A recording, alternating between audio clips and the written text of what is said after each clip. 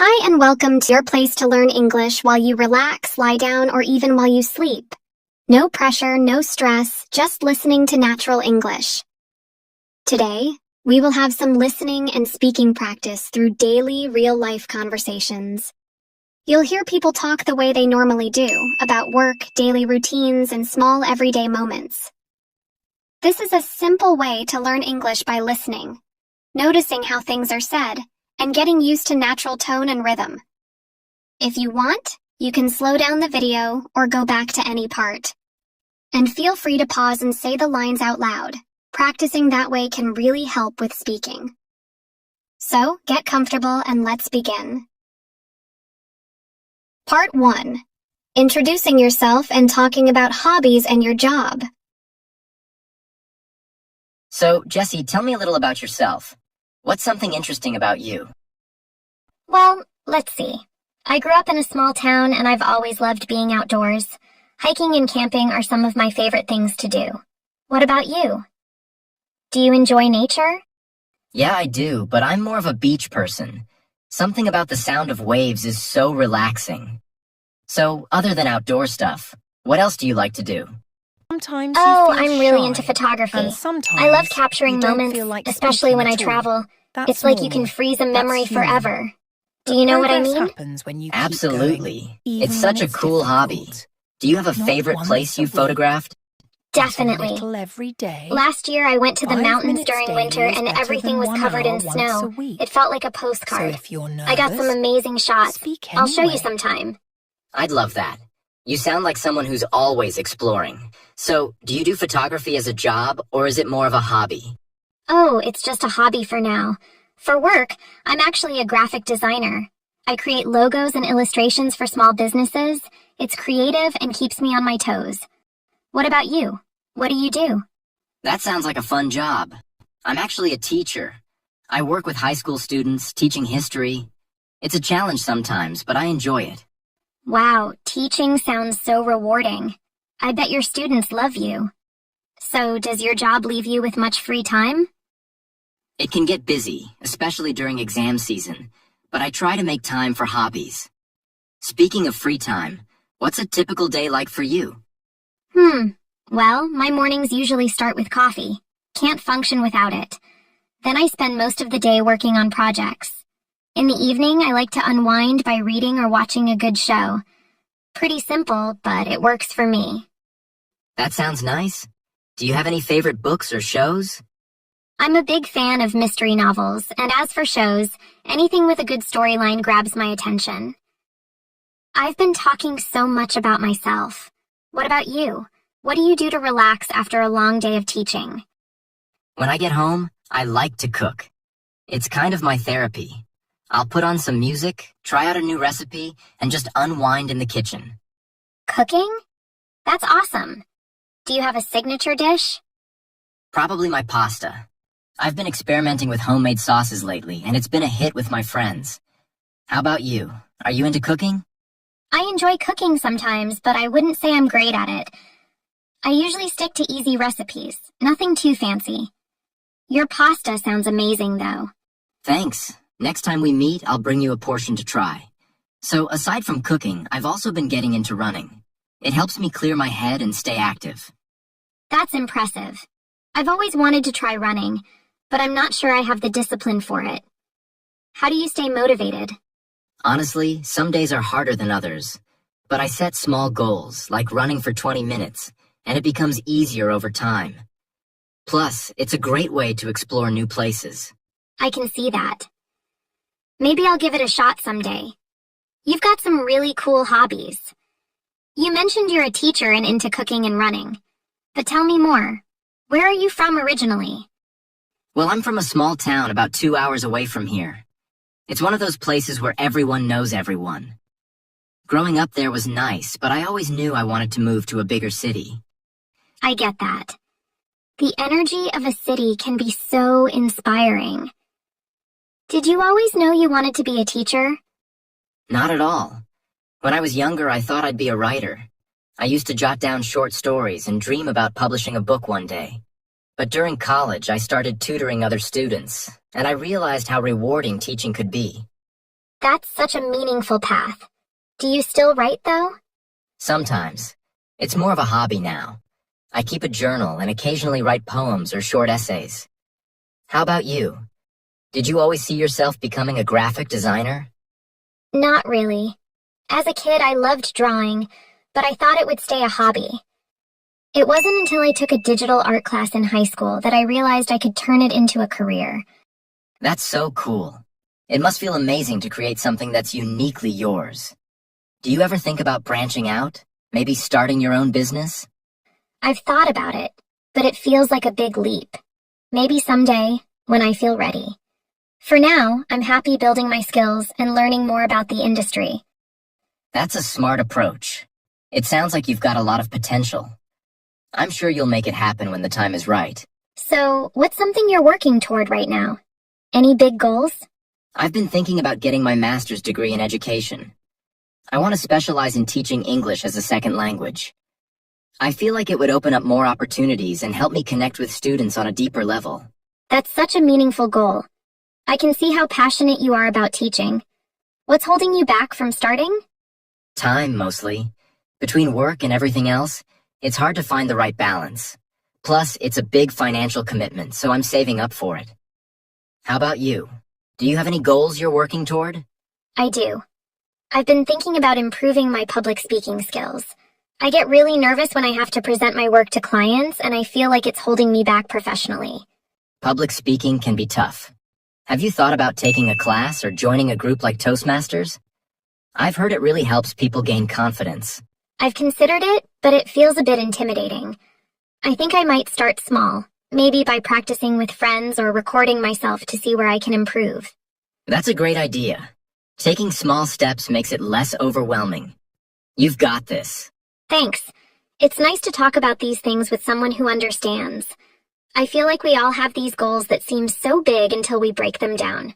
This has been such a great conversation. It's nice to reflect on where we've been, where we're going, and the little things that make us who we are. Part 2.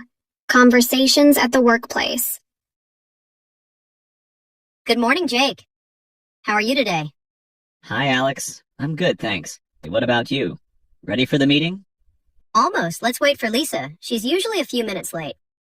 Good morning. Sorry I'm late. Traffic was terrible. No problem, Lisa. We just got here too. Okay, let's get started. Today we need to brainstorm ideas for eco-friendly packaging. Any thoughts? Maybe we can use recycled materials, like paper or cardboard. That's a good idea, but recycled paper can be expensive. What if we make the boxes smaller to save money? Smaller boxes. Interesting. What do you think, Lisa? Smaller boxes might not fit all the products.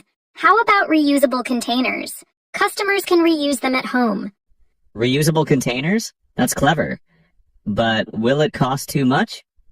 Okay, first, let's write down all the ideas. Jake, can you look into the costs? Lisa, research recycled material suppliers. Sure. I'll send you the information by tomorrow. I'll check the budget and update you this afternoon. Perfect. Okay, Lisa sent the recycled material costs, and Jake checked the budget. Let's review. The recycled paper supplier is perfect. It's 100% eco-friendly. Let's choose them. But their price is 30% higher than our current supplier. We can't afford that this quarter. But this is so important for our brand. Our aim is to be eco-friendly. I know, but the boss said to stay within budget. If we overspend here, we'll have to cut costs elsewhere. You both have good points. Let's brainstorm a compromise. What if we use recycled paper for half the products this month? That way, we test customer reaction without overspending. And if sales go up, we can switch fully next quarter. Good idea, Alex. Okay, that works. But can we add a note on the packaging? Like, next step, 100% recycled? Sure. Customers will love seeing our plan. Good then. Jake, update the budget. Lisa, contact the supplier for a small order. Thanks, team. Before we finish, let's touch base on competitors. I saw Fresh Clean just launched a new lavender detergent. Any ideas? Their ads are everywhere. Maybe we should promote our products more on social media. Or offer a free sample with every order. People love trying before buying. Good ideas. Jake, can you check Fresh Clean's pricing? And Lisa, make sure you draft a social media post about our lavender detergent's eco-friendly formula. On it. I'll send you their price list by noon. I'll work on the post today. Oh, Alex, can I ask about something else? Of course, what's up? I need to request time off next month. My brother's getting married and I'll be away for 5 days. Is that okay? Congratulations to him. Let me check the calendar.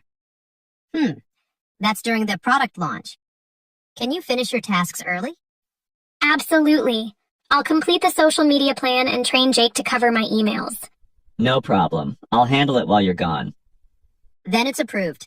Just send me the dates officially and enjoy the wedding. Thank you both. I'll make sure everything's ready before I leave. This smells so yummy. My mom's chicken curry today. Want some, Jake? No thanks. I'm trying to eat healthy this month. Again. That's the 3rd time this year. Remember Vegan January? You lasted 4 days. Hey, I made it to day 5. But this time's different. My doctor said, Uh-oh. Doctor's orders?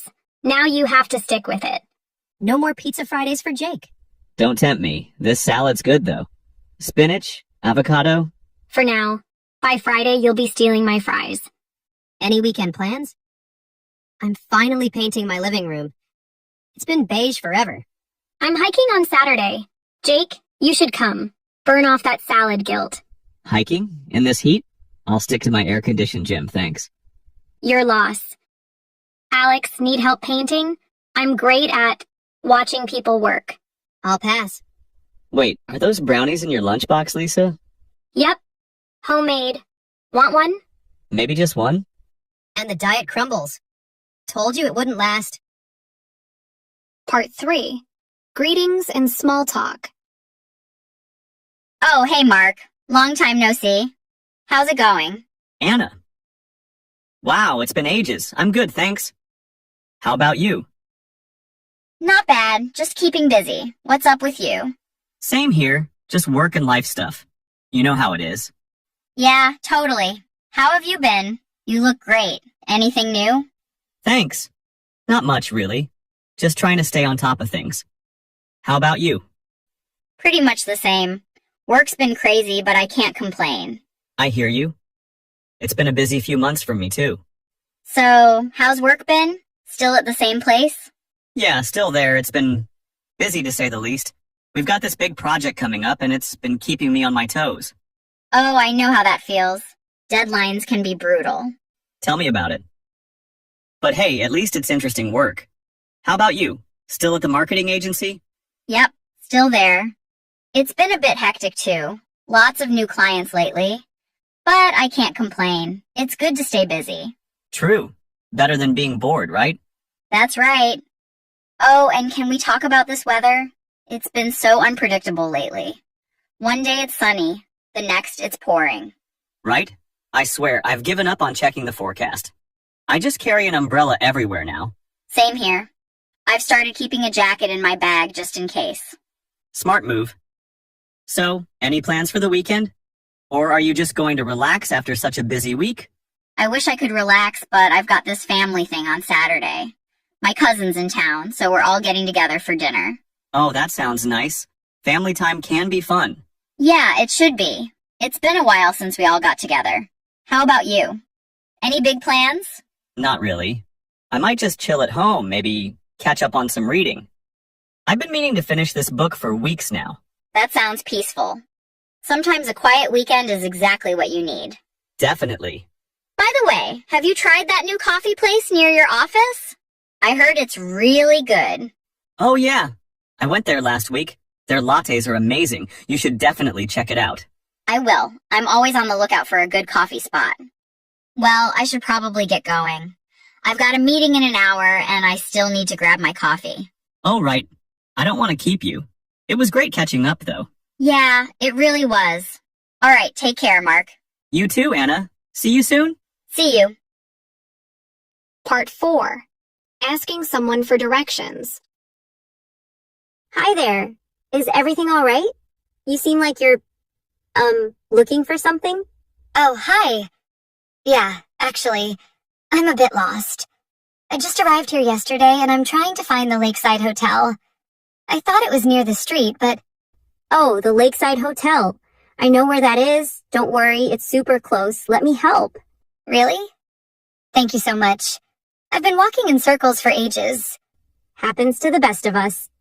Okay, so, see that big park with the fountain? The one with all the flowers? The one past the red post office? Yes, exactly. Walk straight toward the park, but don't go into it. Instead, turn right at the fountain.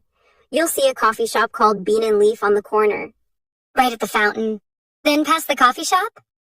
No, turn right at the fountain. The hotel is across the street from the coffee shop. Big blue building with white windows. You can't miss it? Okay, got it. Straight to the park. Right at the fountain, then across from Bean and Leaf. Oh, and if you're tired, you can take the bus. Bus 22 stops right here. Just ask the driver for the Lakeside Hotel stop. It's 2 stops away. You're a lifesaver. I'll try walking first. Is it safe to go alone? Totally safe. This area is really friendly. If you get confused again, just ask someone at the coffee shop. They'll help. Thank you so much. I was so stressed earlier. No problem at all. Enjoy your stay here. Now that I arrived at the coffee shop, I really need a cappuccino. But this place is packed. Excuse me. Couldn't help overhearing. Yeah, Bean and Leaf's always like this around noon. Their raspberry chocolate cake is famous, so everyone flocks here after lunch. Oh, thanks for telling me. I guess I'll have to skip caffeine today. No way. If you're okay walking a bit, there's another cafe just around the corner called Sunrise Brew. It's quieter, and their caramel latte is amazing. Really? Is it, far from here? I need to go somewhere later, so I don't want to wander too much. Not at all. See that pink building with the flower boxes? The one right across the street? That's Sunrise Brew. Literally a 2-minute walk. Oh, that is close. I thought it was a boutique or something. Nope. Great coffee, comfy chairs. They even have free Wi-Fi if you want to relax. Thank you. I'll grab a latte there then. But if you do have time later, come back here. The cake is worth the wait. I'll keep that in mind. Thanks again. No problem. Enjoy your coffee. Everything tasting okay over here? Can I get you anything else? Oh, no thanks. The latte's perfect. Just trying to plan the rest of my day. First time in the city? You've got that new in town look. Is it that obvious? Yeah, I just arrived yesterday. Trying to find some good spots to eat, but Google's giving me too many options. Oh, I can help with that. What kind of food do you like? Honestly, I'm craving Asian food. Sushi, noodles, anything. Do you know any good places? Absolutely. There's Golden Lotus. It's a Vietnamese spot about 10 minutes from here. Their pho is incredible. And if you're into sushi, Sakura Bay is my favorite. It's a bit farther, but totally worth it. Vietnamese sounds amazing. Is Golden Lotus hard to find? Super easy. When you leave here, turn left and walk straight until you hit the big bookstore, Page Turner. Then turn right. You'll see a mural of a dragon on the wall. The restaurant's just past that, next to a flower shop. Can't miss the red lanterns. Left, then right at the bookstore. Dragon mural. Got it. Is it walkable? Totally. Or you can take bus 5. It stops right outside this cafe. Just ask the driver to drop you at Maple Street. The restaurant's across from the stop. Oh, that's nice. You've been so helpful. Thanks for saving me from endless Google scrolling. Anytime. Feel free to ask if you need more tips. Will do. Thanks again. Part 5. Talking about your morning routine. Leah, it's 7:30. Time to wake up. Oh no. I stayed up too late watching my show again. I'm not surprised. This happens every morning. But did you forget? You need to get ready fast today. Ugh. My job interview is at 9.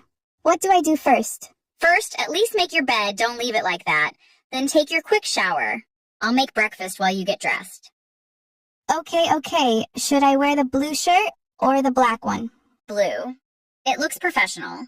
And hurry. Oh, there's no bread for toast. Seriously? Ugh, I forgot to buy groceries yesterday. We need something fast. Eggs? No time for that. We have yogurt and apples on the counter. Just eat those. Fine. You know what? I'll grab cereal instead. You take the yogurt. Okay. What's your plan after the job interview? If I finish early, I'll meet up with friends downtown. You? I've got a group project meeting at 1, then work until 5. Ugh. Don't forget, we need to buy groceries tonight. Right. Let's call each other when we're done. I'll text you after my meeting. Hey, no buying snacks without me? Okay, it's 8:25. We're going to be late. My shoes. Where are my shoes? Oh, got it. Did you lock the door? Yes, and I've got the keys. Let's go now. Wait, my interview notes. Here they are. Now I'm ready. Go! Part 6. A job interview conversation. Good morning, Emily. Thank you for coming in today. Let's start with an easy question.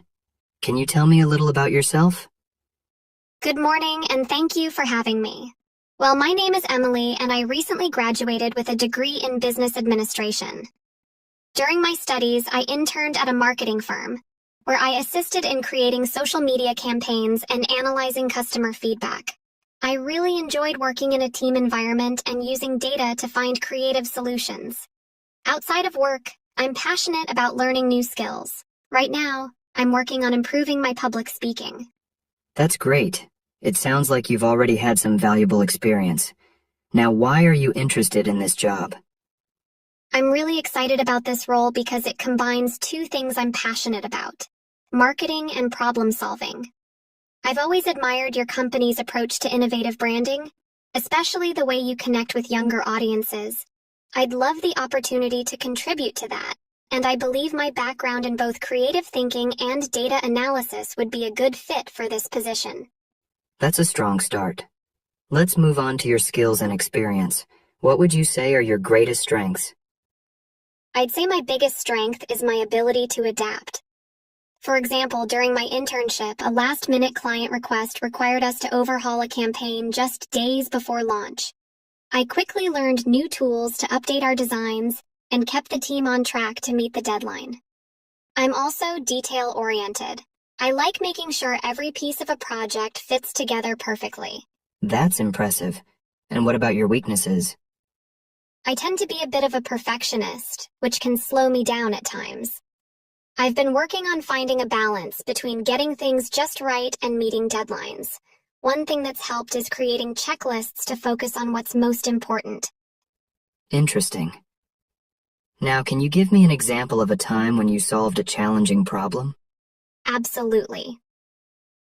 During my internship, we noticed that one of our campaigns wasn't performing well online. I took the initiative to dig into the analytics and discovered that the issue was with how the ads were targeted.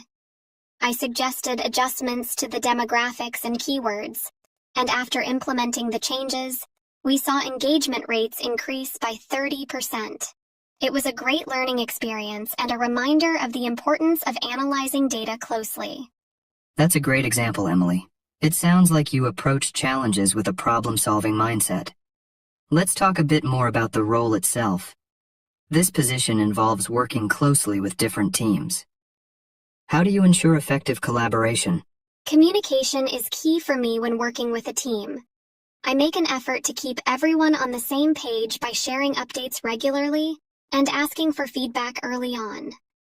For example, during a group project at university, we had weekly check-ins to discuss progress and challenges. It kept us organized and made sure no one felt left behind.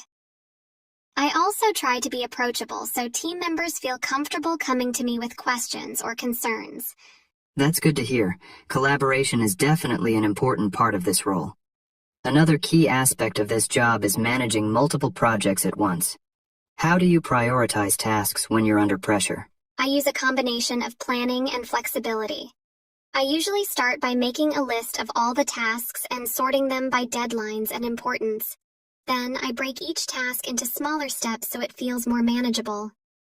In one of my internships, there was a time when I had to juggle preparing a client presentation, updating social media posts, and analyzing campaign data, all in the same week. I focused on the most time-sensitive tasks first, but I also made sure to stay adaptable in case priorities shifted. That's a great approach. It sounds like you're very organized.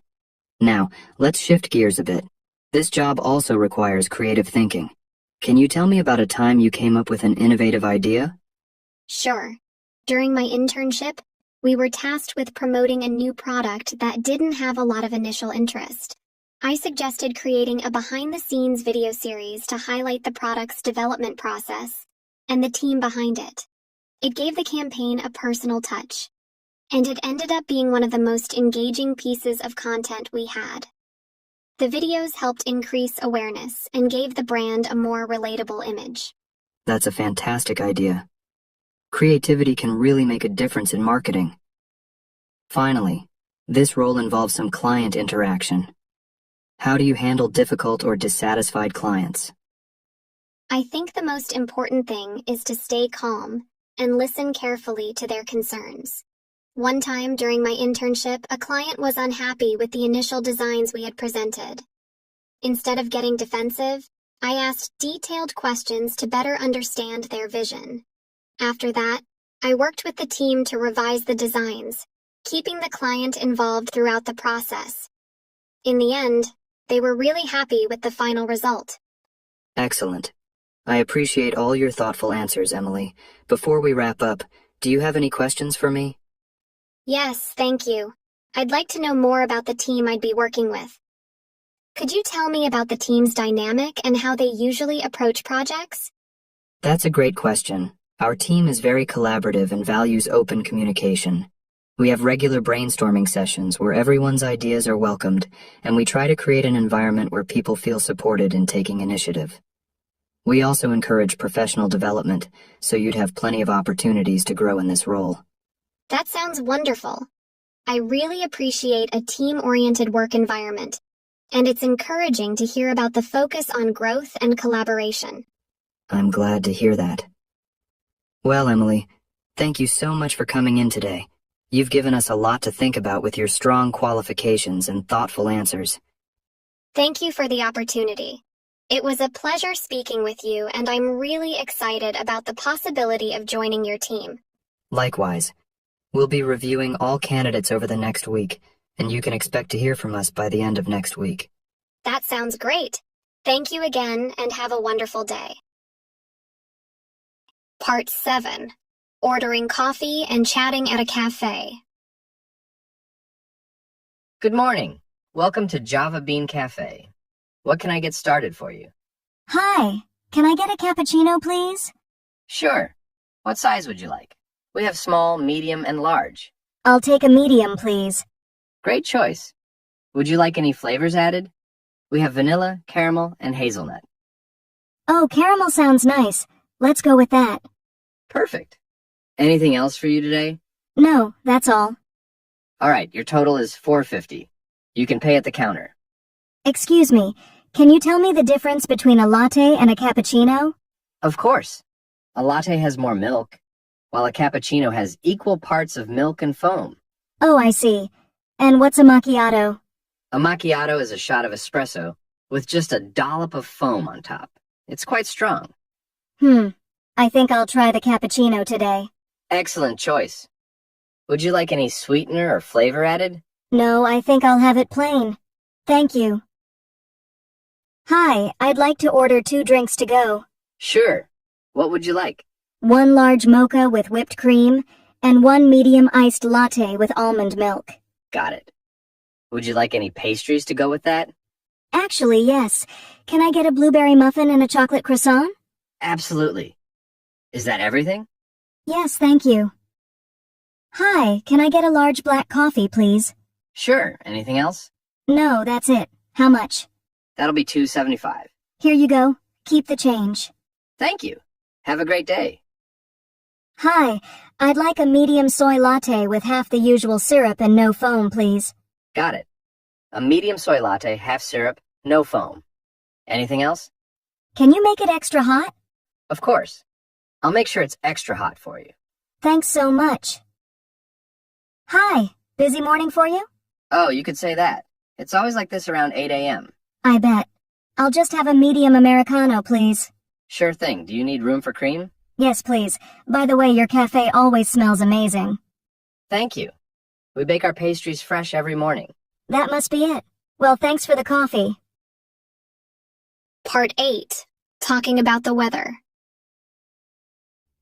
I can't believe how warm it is today. It feels like spring instead of fall. I know, right? When I checked the weather app this morning, I thought it was broken. It said 20 this year, and I had to do a double take. Same here. I almost didn't believe it. I had my coat and scarf ready to go, but then I stepped outside and thought, nope. It's one of those days where you just want to be outside all day. I mean, look at the sky. There isn't a single cloud. Perfect weather for a walk. I'm glad we planned to meet up. Me too. I was getting tired of sitting at home. Fresh air makes everything better. Honestly, this morning was such a roller coaster, though. When I woke up, it was super foggy. Oh, I saw that too. It looked like a scene out of a mystery movie. Exactly. I almost stayed in bed because I thought it was going to be a gloomy day. But by the time you got out, the sun had already burned it off, right? Yep. That's one thing I love about this time of year. The mornings might start out chilly or foggy, but by noon, it's like a whole different season. True. Although it does make dressing for the day tricky. Layers are a lifesaver. Do you ever feel like the weather affects your mood? Absolutely. On sunny days like this, I feel so much more energetic.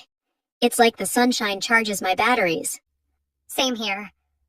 But on rainy days, all I want to do is curl up with a blanket and a good book.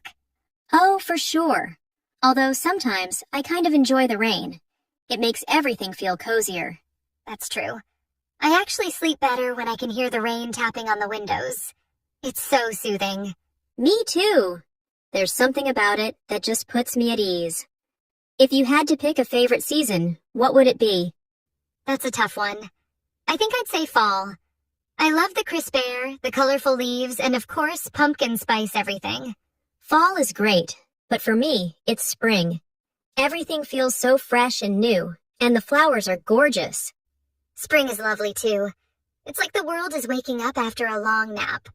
Exactly. Plus, it's not too hot yet, so you can still enjoy being outdoors without sweating buckets. As much as I love talking about the weather, I could do without those sudden downpours we get in summer. Oh, the ones that come out of nowhere? They're the worst. 1 minute, it's sunny, and the next, you're drenched. I got caught in one of those last year. I didn't have an umbrella, so I ended up using my bag as a shield. I've been there. It's always the day you forget your umbrella that it pours. It's like the weather knows and decides to play a prank on you. Do you remember how excited we used to get for snow days when we were kids? Oh, absolutely. Waking up to see everything covered in white was the best feeling. And then rushing to the radio or TV to see if school was canceled. Yes. And when it was, we'd spend the whole day building snowmen and having snowball fights. Good times. Now, as an adult, snow just means shoveling and slippery roads. Unfortunately, yes. But there's still something magical about that first snowfall, don't you think? Speaking of snow, do you think we'll get a lot this winter? I have no idea. The forecasts seem so unpredictable these days. True. One year they said we'd have a mild winter, and then we got hit with 3 blizzards. I remember that. I guess it's just part of living here. Yep. You never know what you're going to get. It keeps things interesting, at least. That's one way to look at it. It's funny how different the weather is around the world. A friend of mine from Australia told me they have Christmas in summer. That's so wild to think about. While we're bundled up in sweaters, they're at the beach. Exactly. It's hard to imagine. I think I'd miss the cozy winter vibe, though. Me too. There's something special about sitting by the fire with hot cocoa when it's freezing outside. Agreed. But I wouldn't mind swapping places for a week, just to see what it's like. Have you ever had your plans completely ruined by the weather? Oh, so many times. I remember once I planned a picnic, and it started pouring 5 minutes after we set everything up. Oh no. What did you do? We ended up having the picnic in my car. It wasn't the same, but it was kind of funny in its own way. At least you made the best of it. Sometimes those unplanned moments turn out to be the most memorable. That's true. But now I always check the forecast before planning anything outdoors. Part 9. Conversations at the grocery store. I can't find the baking aisle. Do you see flour anywhere? Not really. I think we passed it earlier, near the canned goods. Did we? I'm not sure. Let me just ask someone. Excuse me? Yes, how can I help you? Hi, I'm looking for all-purpose flour. Do you know where I can find it? Sure, it's in aisle 6, near the sugar and baking powder. Oh, great. Thanks. While we're there, I think I need some brown sugar too. Perfect. Let's head over. You know, I always get confused about the different types of flour. There's all-purpose, self-rising, whole wheat. I know, right? I usually just stick to all-purpose. It works for almost everything. Same. It's too much effort to figure out the others unless I really need them. Okay. Here we are. Aisle 6. Ah, there's the flour. Wow, they're almost out. Yeah, it looks like everyone's been baking lately. Must be a popular brand too. Should I grab the 5-pound bag or the smaller one? Go for the bigger one if you bake a lot. It's better value. True. All right, big bag it is. Let's grab your brown sugar and keep going. All right, I need to grab some snacks for movie night. What do you think? Chips or popcorn? Tough choice. Chips are easier, but popcorn feels more fun. You know? Yeah, but I always end up burning microwave popcorn. It's either half popped or smells like smoke. You just need to stand by the microwave and listen. When the popping slows down, you stop it. Easier said than done. Maybe I'll just stick to chips. Let's see. Oh, what about this brand? It's good. But have you tried the baked ones? They're supposed to be healthier. Oh, right. Let's compare. Okay, this one says it has 30% less fat, but does it taste as good? That's the question. I tried the sour cream flavor last time. It was decent. Not as crispy as regular chips, though. Maybe I'll get one of each, classic and baked. That way, everyone's happy. Good idea. What about crackers? I need something to go with cheese. Oh, crackers are tricky. Do you want something plain or with flavor? Plain, I think. They're more versatile, and I already have a bunch of dips at home. All right, let's see. This brand is good. It's buttery, but not too salty. Oh yeah, I've tried these before. They go great with brie. I'll grab a box. Wait, look at this deal. Buy 2, get 1 free. Seriously? Okay, I'm sold. Let's stock up. This is why I never stick to my shopping list. Same here. But at least we're getting snacks for all occasions. True. All right, snacks are covered. What's next on your list? Fresh produce. Let's head there before we spend all our money here. Good call. Let's go. Okay, fresh produce time. First on my list, bananas. Do you want them ripe or green? These are a bit too yellow for me. I prefer them slightly green. They last longer that way. Oh, these look good. Yeah, those are perfect. What's next? Tomatoes. I need them for a salad. But, I never know how to pick the good ones. Easy. Just go for the ones that are firm but slightly soft when you press them. And they should smell fresh. Okay, this one smells great. Not too squishy either. I'll grab a few of these. Good choice. I need avocados. Let's see. This feels rock hard. Definitely not ready to eat. Yeah, avocados are tricky. They're either too hard or already mushy. This one feels about right. Soft, but not squishy. I'll take this. Smart. Okay, what about apples? Do you have a favorite type? I love Honeycrisp. They're sweet and crisp. Perfect for snacking. These look good, but they're kind of pricey. Should I get the Gala ones instead? Gala's good too, but I think Honeycrisp is worth the extra cost.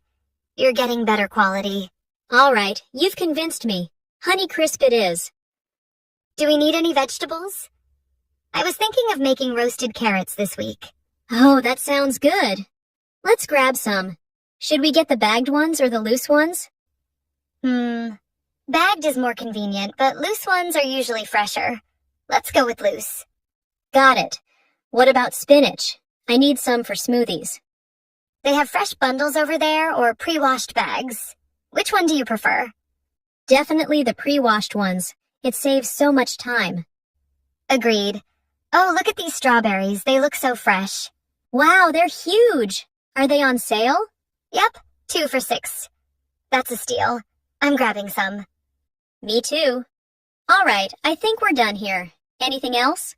Nope, that's everything. Let's move on before we end up buying the whole produce section. Good idea.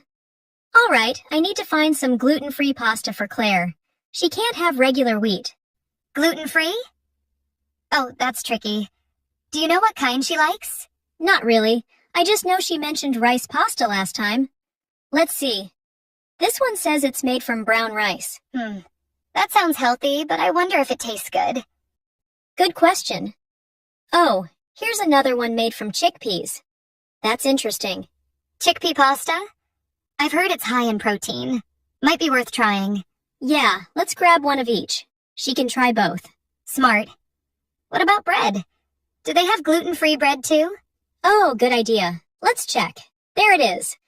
But wow, it's expensive. Yeah, gluten-free stuff usually is. I guess it's because the ingredients are different. Probably. This one looks good though. It's made with almond flour and doesn't have any preservatives. That's a win. Anything else for Claire? Nope, that's it for her. Are you looking for anything here? Yeah, I want to find organic peanut butter. I've been trying to switch to healthier snacks. Oh, nice. What's the difference between regular and organic anyway?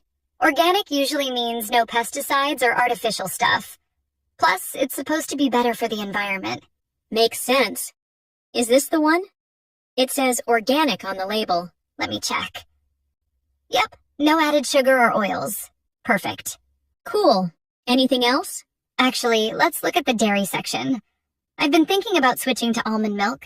Oh, good idea. I've tried almond milk before. It's great in smoothies, but not so much in coffee. Really? Why not? I don't know. It just doesn't mix as well. But maybe you'll like it. I'll give it a shot. Let's head over there. All right, lead the way. Milk first. Do you go for whole milk or something lighter? I usually get 2%. It's a good balance. Whole milk feels too heavy for me. Makes sense. Let me check the date. This one expires in 3 days. That's way too soon. Yeah, definitely not worth it. Try one from the back. They usually have later dates. Good idea. Ah, this one's better. It's good for 2 weeks. Perfect. I need eggs too. Let's see. These look fine, but let me open it to check. Oh yeah, always check for cracks. I've bought eggs before, only to find one broken in the middle. All good here. And the date looks fine too. Next month. Nice. What about yogurt? Do you eat it often? Sometimes. I like the plain kind, but I usually add fruit or honey to it. Okay, this one's on sale, but... Oh, it expires in 4 days. Yeah, no point in buying it if you can't finish it that fast. Check the brand next to it. All right, this one's good for 2 weeks. It's a little more expensive, though. Sometimes it's worth spending a bit extra for fresher stuff. True.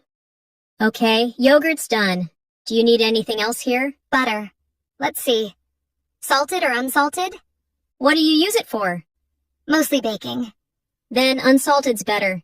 You can control the salt in the recipe. Good point. The date's fine and this brand is good. Anything else? Cheese, maybe? Oh, look at this one. Sharp cheddar. Yum. Check the date, though. Some of these blocks sit here forever. Oh, it's good till February. That's a win. All right, I think we've covered everything here. Let's move on before I start grabbing random stuff. Same here. Let's head to the frozen foods next. Okay, frozen pizza. This is my go-to dinner for lazy nights. Same here. Let's see. I don't see the margarita one I usually buy. Maybe they've moved it? Check the other side. Nope, not here either. Let me ask. Excuse me? Yes, how can I help? I'm looking for the Margarita frozen pizza. This brand. But it looks like it's out of stock. Do you know if you'll be getting more soon? Oh, I see. Yeah, we've been out of this one for a couple of days. It's really popular. Do you know when it might be restocked? We're expecting a delivery tomorrow morning, so it should be back on the shelf by noon. Got it. Thanks.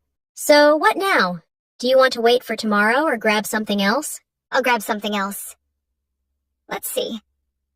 Oh, this one looks good. 4-cheese pizza. Classic choice. But what's this? A veggie-loaded pizza? That's new. I don't know if I'm ready for broccoli on a pizza. Fair enough. 4 cheese it is then. What about you? Getting pizza too? Nah, I want frozen dumplings. Let's see. Ugh, they're out of my favorite shrimp ones. That's annoying. Should we ask? Nah, I'll just try another kind. These chicken ones look good. Yeah, and it's always fun to try something new. True. All right, I think I'm set. Anything else you need from here? I wanted frozen berries for smoothies, but... oh no, they're out too. Maybe check the fresh produce section again? They might have some there. Good idea. Let's head back that way before we check out. All right, lead the way. I've got these coupons I found online. Let's see if they're worth anything. Oh, I never bother with coupons. Do they actually save much? Sometimes. This one's for $2 off laundry detergent. Let's find it. Ah, here it is. Wait, which size does the coupon cover? Some of them only work for certain sizes. Good question. It says 32-ounce bottle or larger. This one's 40 ounces, so we're good. Nice. $2 saved. What else do you have? A buy one, get one free deal on chips. But it only works on this brand. Let's check. Oh, here's the brand. Which flavor? Barbecue or sour cream and onion? Barbecue, definitely. You can't go wrong with that. Done. Okay, what about this one? It's for $5 off if you spend $25 or more on cleaning products. Are you even buying that much in cleaning stuff? I don't think so. Let's see. I've got dish soap and sponges. How much is that? That's about $10. You're way under 25s. Yeah, forget it. It's not worth buying extra stuff just for a discount. Agreed. Any other coupons? Just one for ice cream. Guess I can't skip dessert. Oh, let's grab some. What's the deal? $1 off if you buy 2 pints. Nice. I'll get chocolate, of course. What about you? Mint chocolate chip. Always. Perfect. All right, I think we're done here. Yeah, and I actually used most of these coupons. Impressive. Let's hope they all scan at the register without any issues. Oh, don't jinx it. Okay, fingers crossed. Let's check out. Hi there. How can I help you today? Hi, I'd like some sliced turkey breast, please. Sure thing. How much would you like? About half a pound, please. No problem. Do you prefer it thinly sliced or a bit thicker? Thin, please. Got it.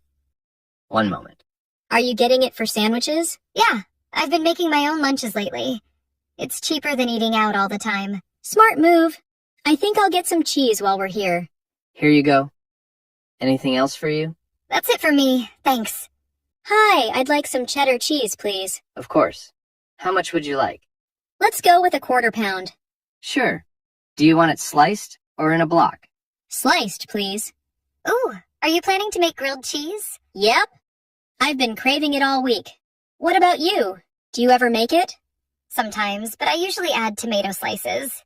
It's so good. That does sound good. Here's your cheddar. Anything else I can get for you? Actually, do you have any pre-made salads? Yes, we have a variety. This one's a classic Caesar, and we also have a Mediterranean-style salad. I'll take the Mediterranean one. Sure thing. Would you like a small or large size? Small, please. That reminds me. Do they have hummus here? Yes. It's in the fridge section just around the corner.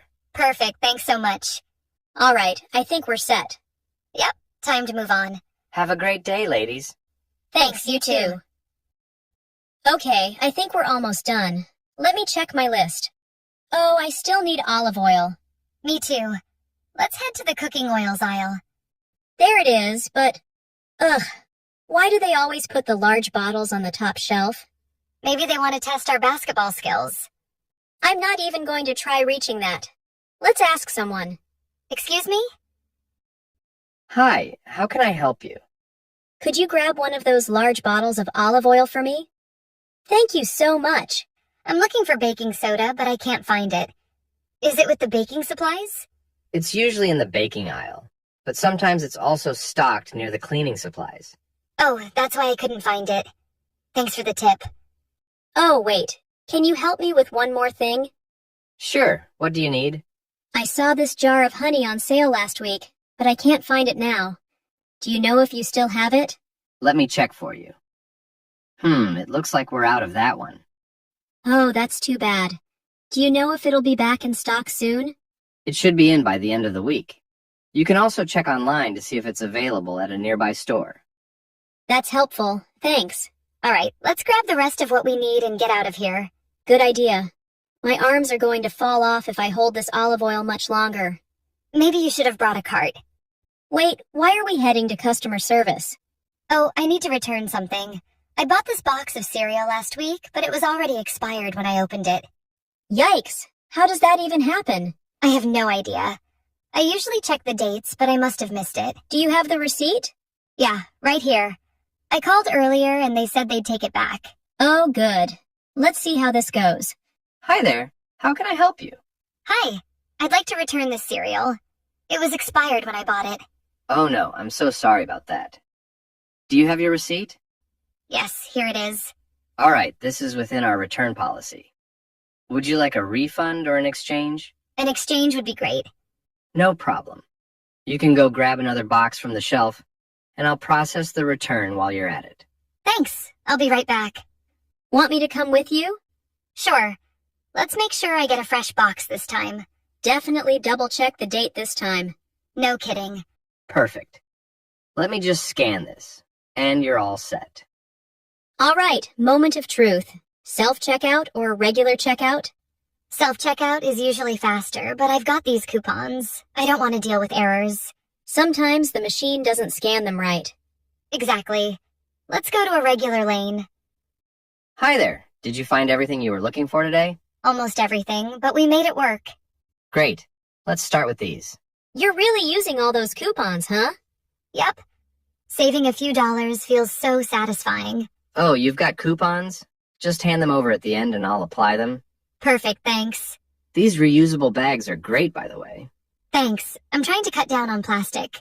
Me too, but I always forget to bring mine. Happens to everyone. All right, that'll be $48.50 hard before the coupons. Here you go.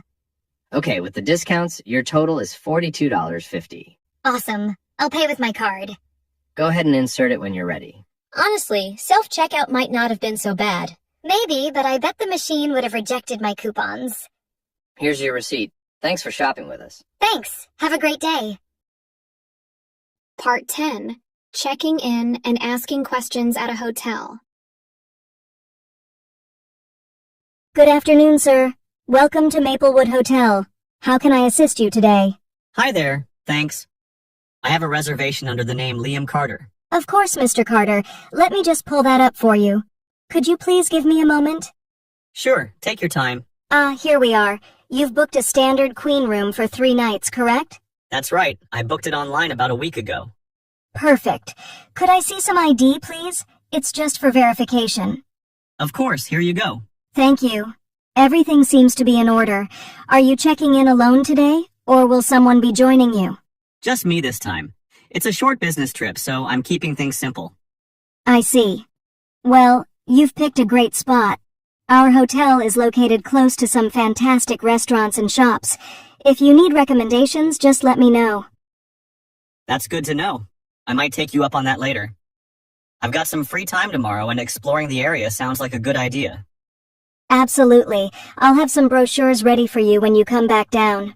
By the way, your room is on the 3rd floor. It's a quiet area with a lovely view of the park. Oh, that sounds perfect. I've been traveling all day, so some peace and quiet will be much appreciated. I completely understand. Traveling can be exhausting. Just to let you know, checkout time is 11 a.m. on your departure day, but if you need a late checkout, we can usually arrange that as long as we're not fully booked. That's good to know. I'll keep it in mind. Great. One last thing. Will you need any help with your luggage? I can call the bellhop if you'd like. Oh no, thank you. I just have this suitcase and it's easy enough to manage. All right. Well, here's your room key. It's an electronic key card, so just tap it against the reader on your door. Also, if you'd like to connect to our Wi-Fi, the network name and password are printed on this card sleeve. Thanks, that's helpful. Is there anything else I need to know? Let's see. Yes. Breakfast is served in the dining area from 7 to 10 a.m., and coffee and tea are available in the lobby 24/7. That's great to hear. I'll definitely be grabbing some coffee later. Thank you, Emily. I appreciate your help. Wonderful. Well, if you need anything else, don't hesitate to call the front desk. Have a great stay, Mr. Carter. All right, Mr. Carter. Before we finalize everything, let's go over your reservation details to make sure everything is correct. Sure, that sounds good. So, you've booked a queen room for 3 nights, starting today, and your checkout date is Wednesday, correct? Yep, that's right. Perfect. And just to double check, you booked through our website, didn't you? I did, yes. I think I also requested a room on a higher floor, if that's still available. Let me check for you. Yes. I see the note here. You prefer a room on a higher floor. We've got you on the 3rd floor, which is our highest floor, so you're all set. That's great. Thanks for keeping that in mind. Of course. Now, about the room, you'll have a queen-sized bed, complimentary Wi-Fi, and a lovely view of the park. Do you have any other preferences or needs for your stay? Not really, no. But out of curiosity, do you have blackout curtains in the rooms? Yes, we do. All our rooms are equipped with blackout curtains. We know how important a good night's sleep is, especially for our guests who are traveling. Oh, that's good to know. I might actually sleep in tomorrow after today's long trip. I don't blame you. Traveling can take a lot out of you. By the way, would you like us to schedule a wake-up call for you at any point during your stay? I don't think I'll need one for now, but I'll let you know if I change my mind. Sounds good. And just to confirm, your booking includes our complimentary breakfast. It's served daily in the dining hall on the ground floor from 7 to 10 a.m. Great, thanks. Breakfast is included then? That's correct. You'll find a mix of hot and cold options, eggs, pastries, fresh fruit, and more. It's a buffet-style setup, so you can take your time and enjoy. That sounds perfect. I'll definitely be checking that out in the morning. Wonderful. One more thing. Do you have a car with you? We offer complimentary parking for our guests, but I didn't see anything noted here about a vehicle. No, I don't have a car. I took a taxi from the airport and I'll probably use public transport or walk around while I'm here. That's a great idea. We're within walking distance of some really nice places. If you'd like, I can give you a map with some recommendations for restaurants and shops nearby. That would be really helpful, thanks. Of course. I'll get that ready for you before you head to your room. Oh, and just to wrap this up, your payment was made in full at the time of booking, so you don't have to worry about anything during your stay unless you add room service or any extras. Got it. And what's your policy on room service, by the way? Room service is available from 6 a.m. to 11 p.m. We have a menu in your room, and you can call directly from the in-room phone. If there's anything specific you're craving, our staff will do their best to accommodate. Nice. That might come in handy.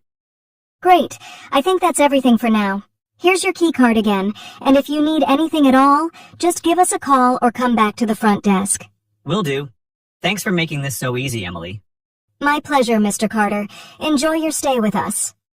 Oh, Mr. Carter, before you head up, do you have any specific preferences regarding your room? I want to make sure it's exactly what you need. Actually, now that you mention it, I do have a couple of quick questions. Of course. Go ahead. First, about the bed. I know the reservation says a queen-sized bed, but just to confirm, it's a true queen, and not one of those smaller European ones, right? Great question. Yes, it's a standard queen-sized bed, very spacious and comfortable. We actually updated all our mattresses last year, so they're new and supportive. Perfect. Nothing worse than a bad mattress when you're traveling. I completely agree. A good night's sleep is so important. Also, you mentioned earlier that the room has a view of the park, right? Is it a full view or more of a partial one? It's a full view. Your room faces directly toward Maplewood Park, so you'll get plenty of natural light and a lovely view of the trees. It's especially nice in the morning with the sunrise. That sounds amazing. I'm looking forward to seeing it. You'll love it, especially if you're a fan of greenery and open spaces. I am, actually. And what about noise levels? I know I'm on the 3rd floor, but is it quiet up there? Yes, it's one of our quieter floors. Most of the families with young children stay on the 1st or 2nd floors, so the 3rd floor tends to attract solo travelers and business guests like yourself. That's good to hear. I was a bit worried about noise, but it sounds like it won't be an issue. Not at all.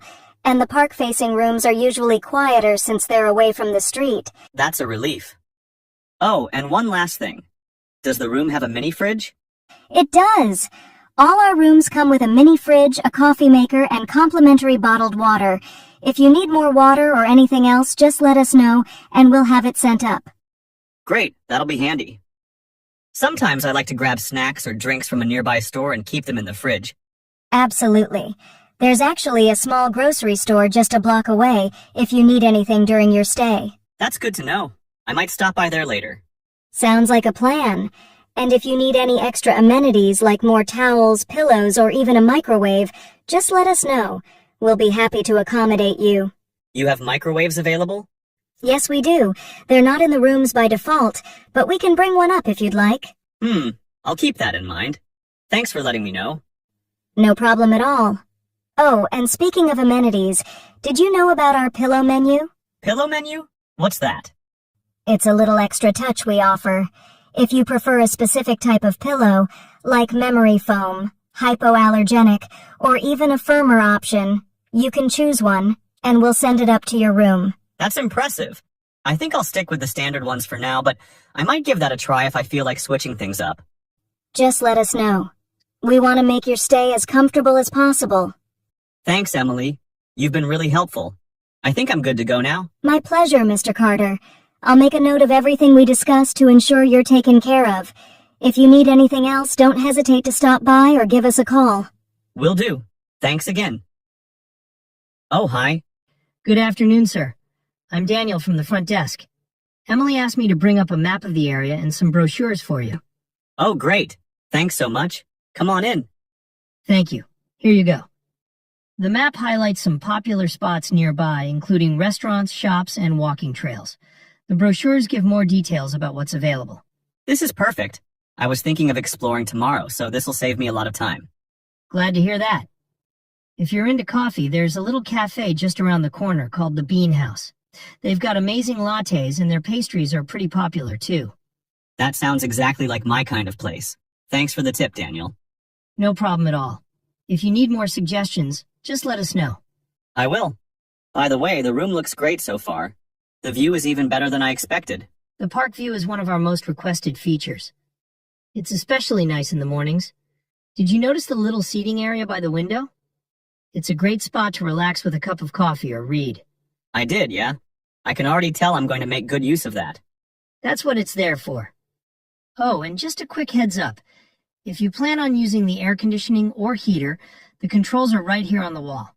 They're easy to use, but let me know if you run into any issues. Thanks for pointing that out. I was actually wondering about the thermostat. No problem. And one more thing. If you're planning on ordering room service, the menu is here on the desk. You can call directly using the room phone, and they'll bring everything right up to you. Got it. I'll keep that in mind. Great. If there's nothing else you need right now, I'll let you settle in. Actually, before you go, what's the Wi-Fi situation? Emily mentioned it earlier, but I didn't catch all the details. Sure thing. The network name and password are printed on this card sleeve here. Just connect to the network, and you're good to go. If you have any trouble, give us a call, and we'll sort it out for you. Perfect, thanks. And thanks again for bringing this up. My pleasure, sir. Enjoy your stay. Front desk, this is Emily speaking. How can I assist you? Hi, Emily. It's Liam Carter, the guest who just checked in. Oh, hi, Mr. Carter. Is everything all right with your room? Almost perfect, actually. The room's great, and the view is fantastic. But I noticed the bedside lamp isn't working. Oh no, I'm so sorry about that. Let me see what we can do to fix it. Did you check if the lamp is plugged in? Sometimes the cleaning staff moves things around while tidying up. Good question. I actually did check that. The plug seems fine, but the lamp just won't turn on. Got it. It could be the bulb. I'll send someone from maintenance up right away to take a look. Would now be a good time? Yeah, that works for me. I'll be here for the next hour or so. Perfect. I'll let them know. In the meantime, is there anything else I can help you with? Actually, yes. While I have you on the line, I noticed there's a little booklet on the desk with information about the hotel, but I couldn't find anything about laundry services. Do you offer that? Yes, we do. We have both self-service laundry and full-service options. The self-service machines are on the second floor, and they're available 24/7. If you'd prefer full service, just fill out the form in the closet, leave your items in the laundry bag provided, and housekeeping will take care of it. That's good to know. And how long does the full service option usually take? It depends on the time of day, but generally, if you leave your items before 10 a.m., you'll get them back the same evening. That's convenient. Thanks for explaining that. No problem at all, Mr. Carter. I'll let maintenance know about the lamp right now, and someone should be there shortly. Perfect. I appreciate it. Thanks again. Talk to you later. Anytime. Enjoy your stay, and don't hesitate to call if you need anything else. Hi there. You must be from maintenance. Hi, that's right. I'm Alex. I'm here about the bedside lamp issue you reported. Yeah, thanks for coming up so quickly. It's just not turning on, even though it's plugged in. No problem at all. Let me take a look. Mind if I come in? Of course, come on in. Thanks. Which lamp is it? It's the one on the right side of the bed, near the window. Got it. Let's see what's going on here. All right, first things first. Let's check the bulb. Sometimes it's just a loose connection. Nope. Not the bulb. Let me try swapping it out just to be sure. Do you always carry spare bulbs with you? Oh yeah. It's one of the most common issues we deal with. So I always keep a few extras in my toolkit. Interesting. If it's not the bulb, it could be the wiring in the lamp itself. Is that something you can fix here, or do you need to replace the whole lamp? It depends. Let me check the cord and see if there's any visible damage. Nope, the cord looks fine. It's probably an internal issue with the lamp. In this case, it's faster to just replace it. While I'm here, is everything else in the room working okay?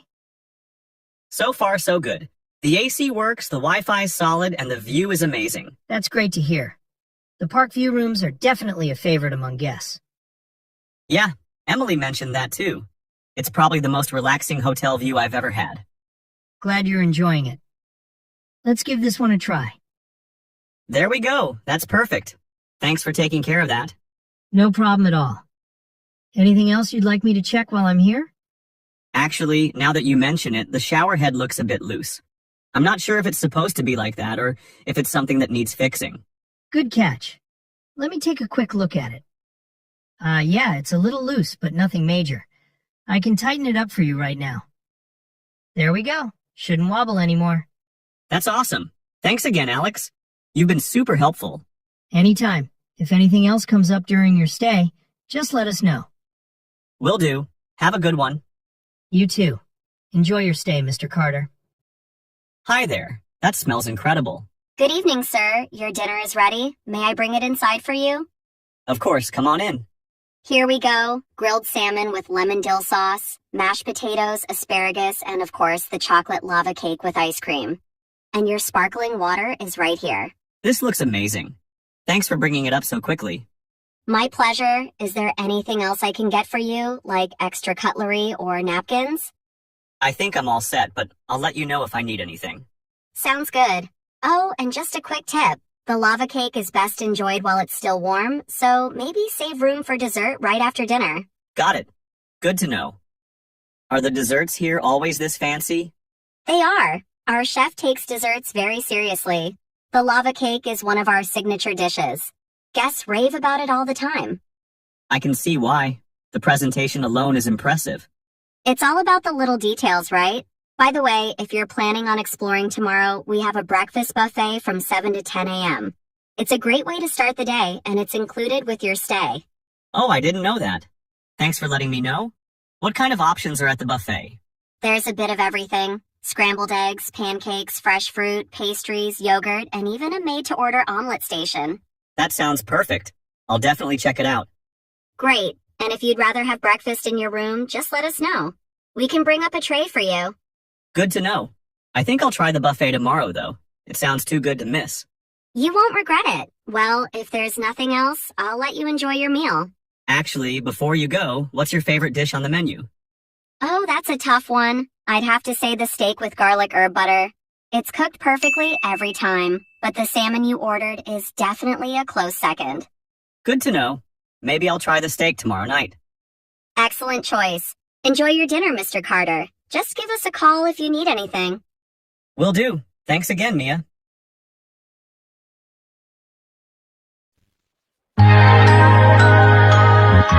Do you ever feel nervous when you have to speak in English?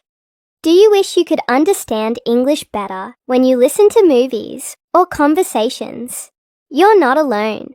Many beginners feel the same way. Today, we're going to work on improving both your listening and speaking skills at the beginner level. Imagine you're at a cafe, sitting with a friend. The barista asks you, "What would you like to drink?" You want to say, "I'd like a coffee, please," but you're not sure if your pronunciation is right. What do? The first step is to focus on speaking slowly and clearly. Now let's try another situation. You're at a store, and the cashier says, "How can I help you today?" You want to say, "I'm looking for a t-shirt." You might feel nervous, but don't worry. The key is to keep it simple and practice speaking in short sentences.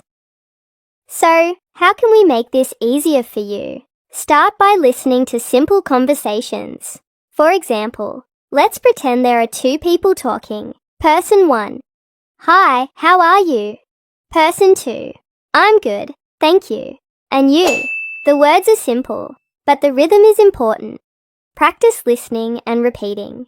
Try to sound like the speakers. It's okay if it's not perfect. Just keep practicing. Another example. Person 1.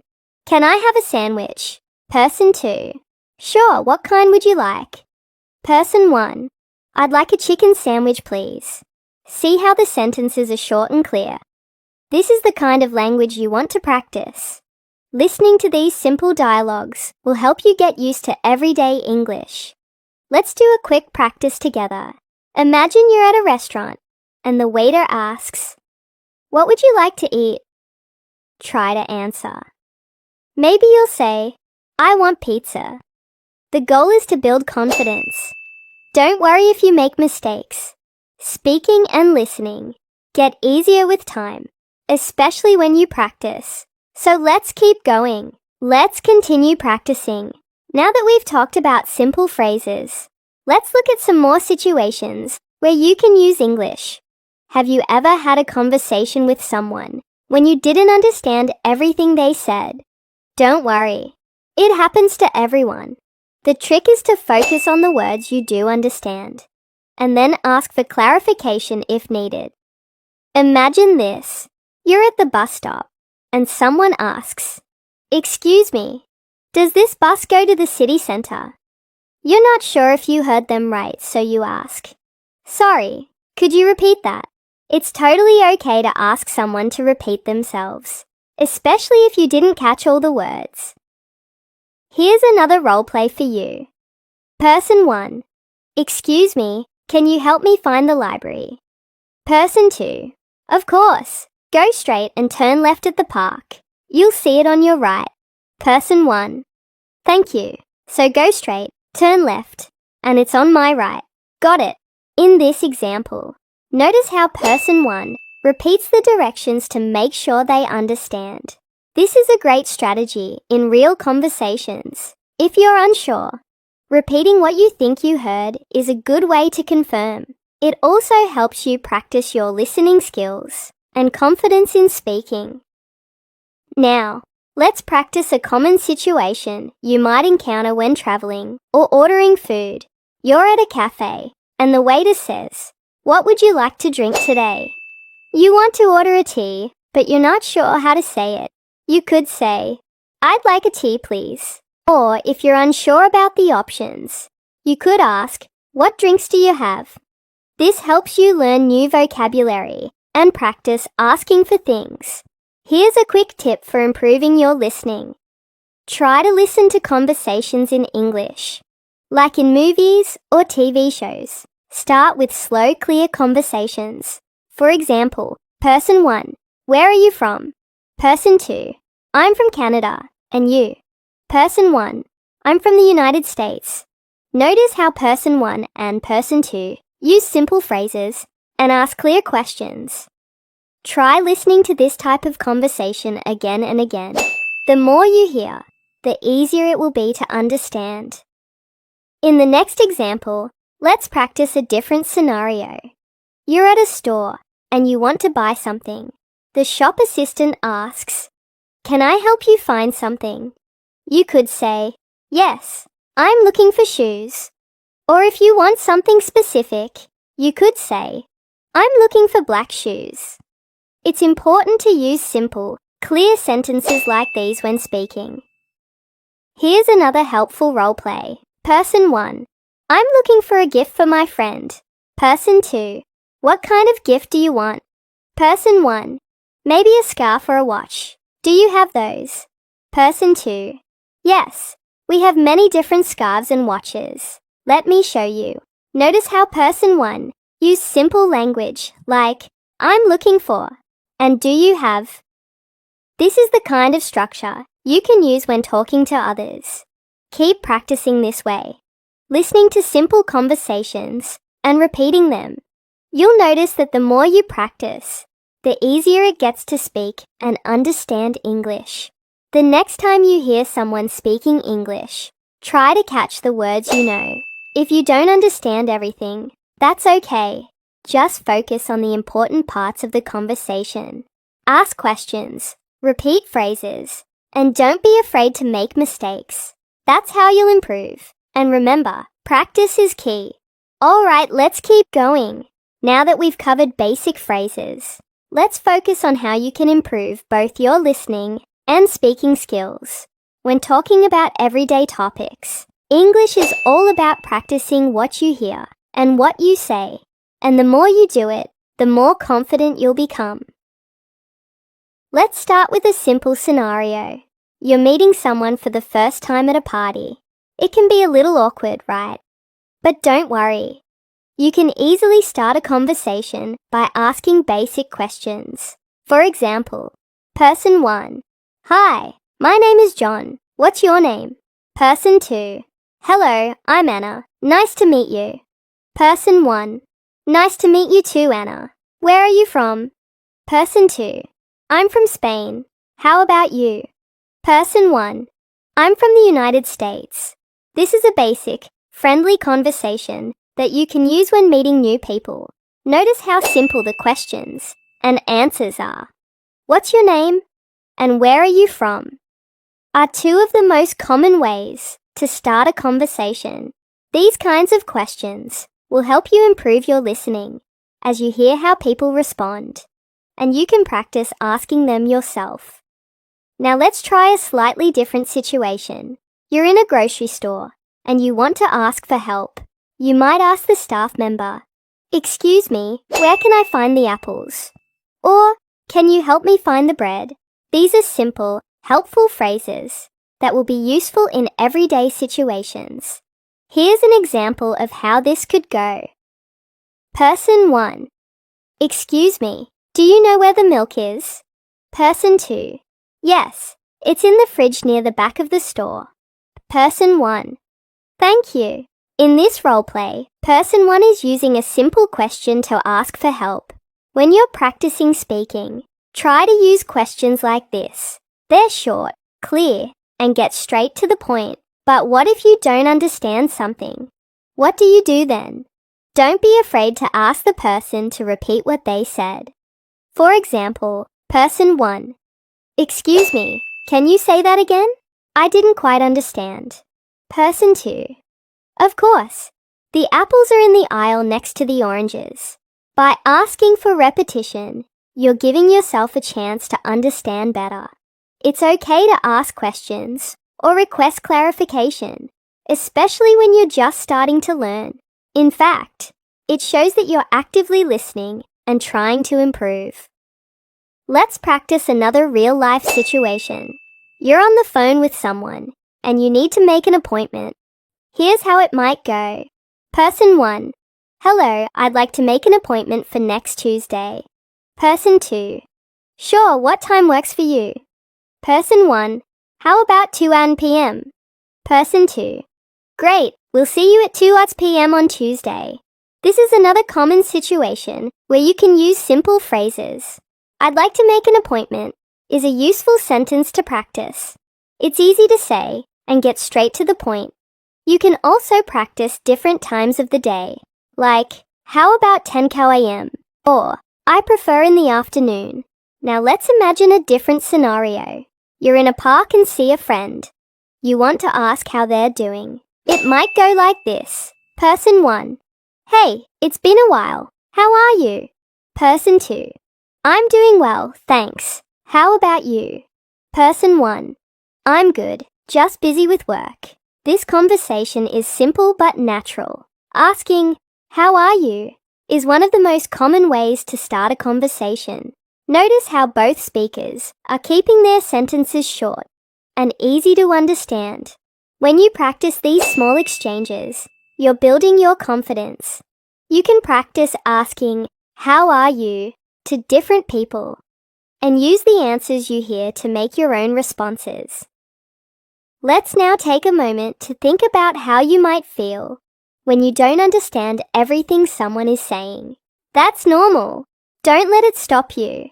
If someone says something you don't understand, it's okay to ask. Person 1. Sorry, could you say that again? Person 2. Sure, I said. The meeting is at 3 p.m.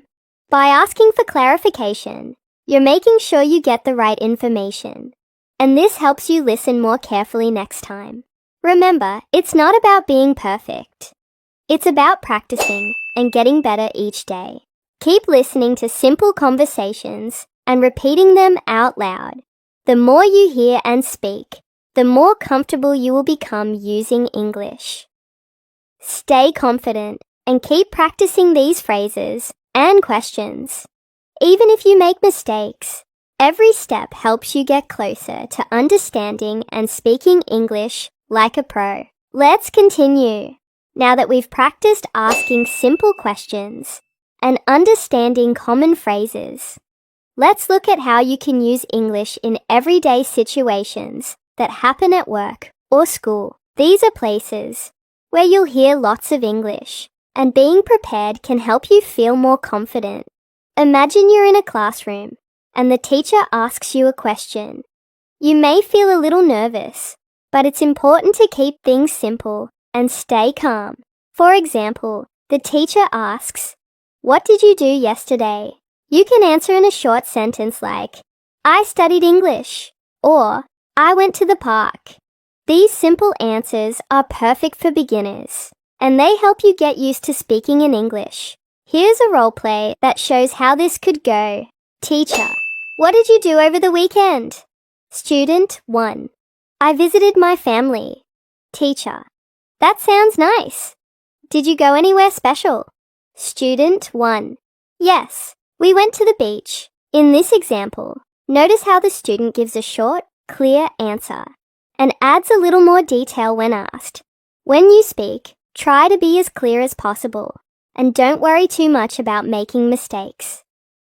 The important thing is to practice speaking and get comfortable using English in these everyday situations. Now let's move to a situation that happens at work.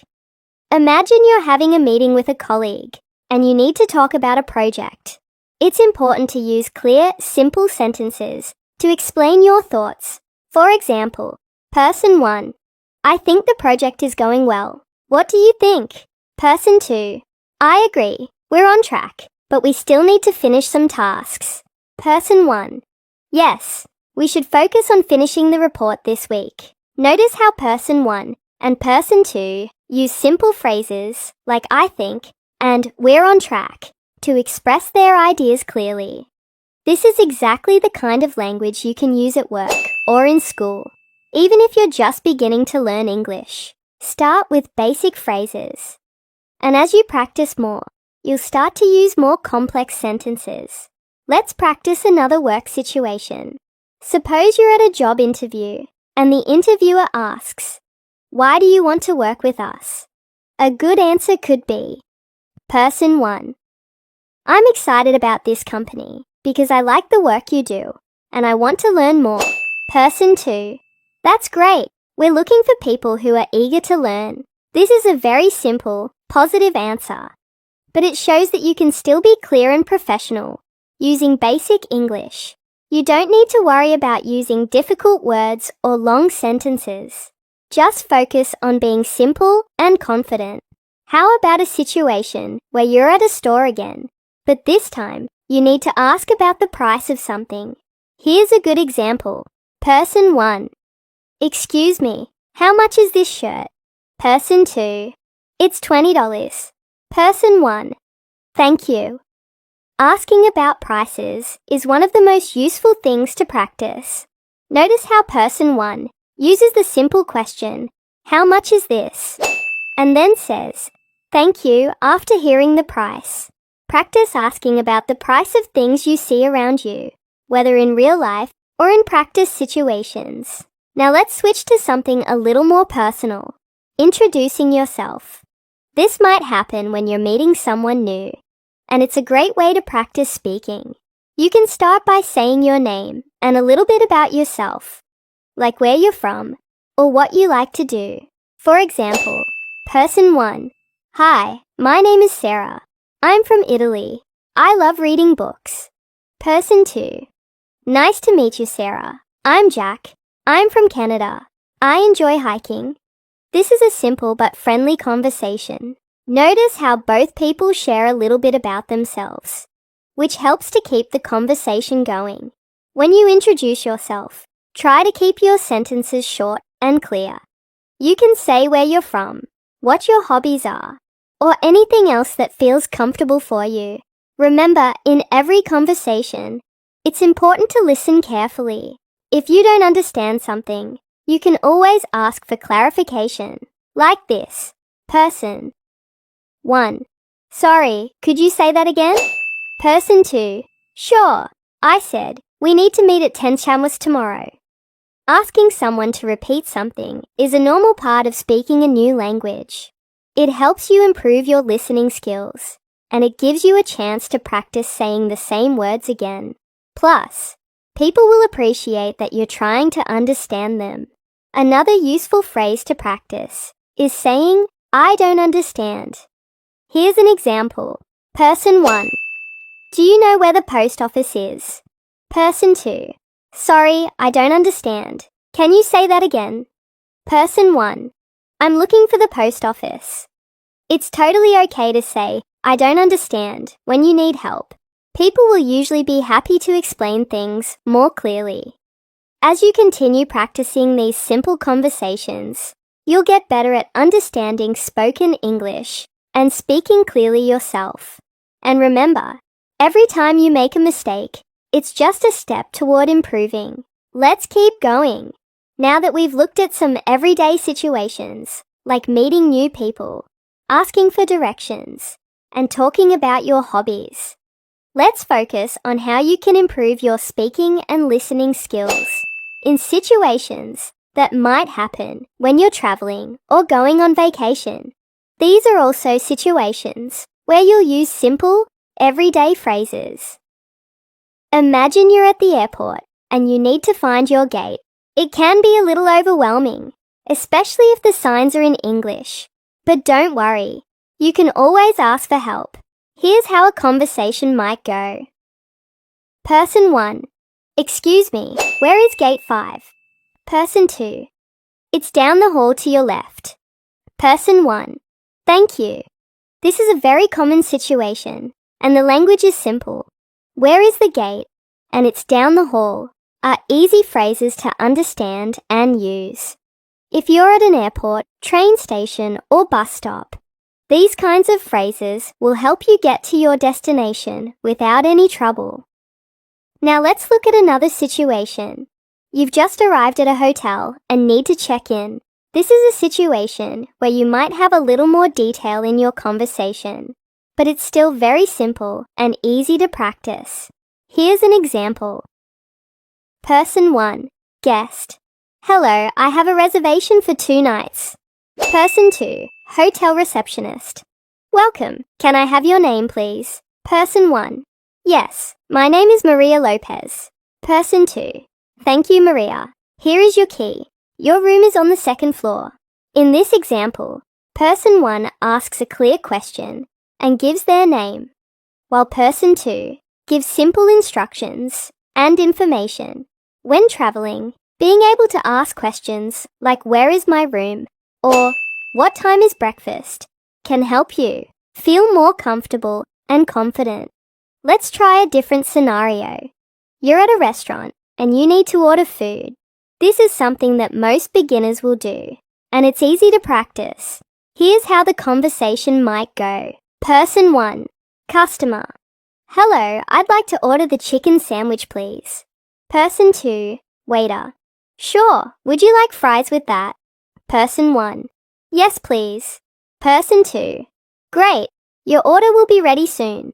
In this situation, the phrases are simple but useful. You're learning how to order food, which is something you can practice in English-speaking countries, or even at home if you're ordering delivery. Just remember to keep your sentences short, like, I'd like, or yes please, and you'll do great. But what if you're in a situation where you're not sure about something, like a menu item you don't recognize? It's perfectly fine to ask for help. Person 1. Customer. Excuse me, what is the special today? Person 2. Waiter. Today's special is grilled salmon with vegetables. Person 1. That sounds great. I'll have that. Asking questions like, what is this? Or, can you explain this dish? Will help you understand what's going on, especially when you're in a new place or trying new food. People are usually very happy to help explain things, so don't be shy to ask. Next, let's imagine you're taking a taxi or an Uber to get to a different part of the city. It's another great opportunity to practice speaking English. Here's how the conversation might go. Person 1. Passenger. Hi, I need to go to the museum, please. Person 2. Driver. Sure. Which museum? Person 1. The National Museum. Person 2. Okay, I know where that is. It'll take about 15 minutes. In this case, asking for directions is really simple. I need to go to is a clear and helpful phrase. And giving the driver your destination helps you practice pronunciation and speaking. Whether you're taking a taxi, walking, or using public transport, this is a great example of how simple language can make your day easier. Now let's change the situation a bit. You're at a tourist attraction, like a famous landmark, and you want to ask for information. For example, you might ask a tour guide or someone nearby for more details. Person 1. Visitor. Excuse me, how much is the entrance fee? Person 2. Tour guide. It's $10 for adults, $5 for children. Person 1. Thank you. Asking about prices is something you'll do often when traveling, and you can practice phrases like, how much is it? Or, what's the price? These questions are easy to ask and help you gather the information you need.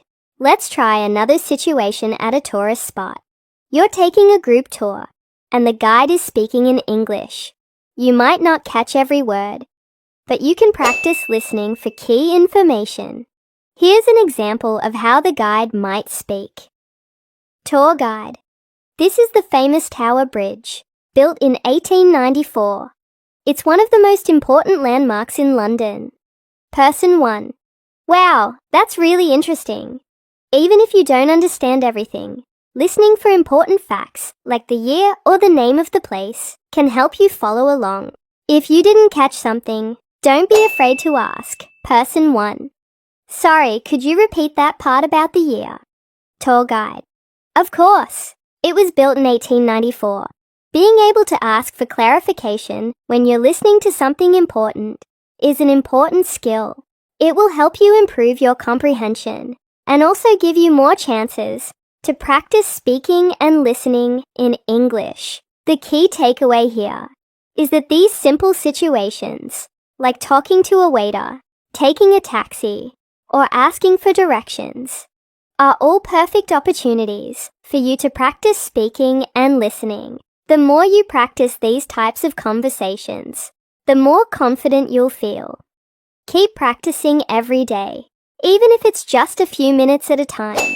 The more you use English, the more natural it will feel. Let's continue practicing more real-life situations. We've already worked on some everyday scenarios, like ordering food, taking a taxi, and talking at the airport. Now let's dive into situations where you might need to express yourself more clearly in different environments, like at work, at a doctor's office, or during a phone call. These situations may feel a little more formal, but the key is to keep your sentences simple and clear. At the doctor's office, let's start with a situation that might feel a bit uncomfortable. Going to the doctor. Whether it's for a routine checkup, or if you're feeling sick, it's good to know what to say. For example, if you have a cough or headache, here's how the conversation might go. Person 1, patient. Hello, doctor. I don't feel well. I have a bad headache. Person 2, doctor. I see. How long have you had the headache? Person 1, it's been 2 days. Person 2, okay, I will check your temperature. In this case, Person 1 explains clearly that they have a headache, and Person 2, the doctor, asks a simple follow-up question to understand more. When you go to the doctor, it's important to describe how you feel using simple words. Saying, I feel sick, I have a headache, or I have a cough are all good ways to communicate. Here's another situation. You might need to describe your symptoms more. If you have a cold, you could say, Person 1, patient. I have a sore throat and a runny nose.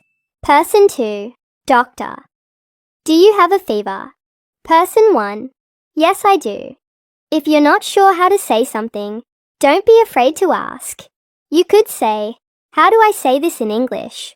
Or, could you explain that again?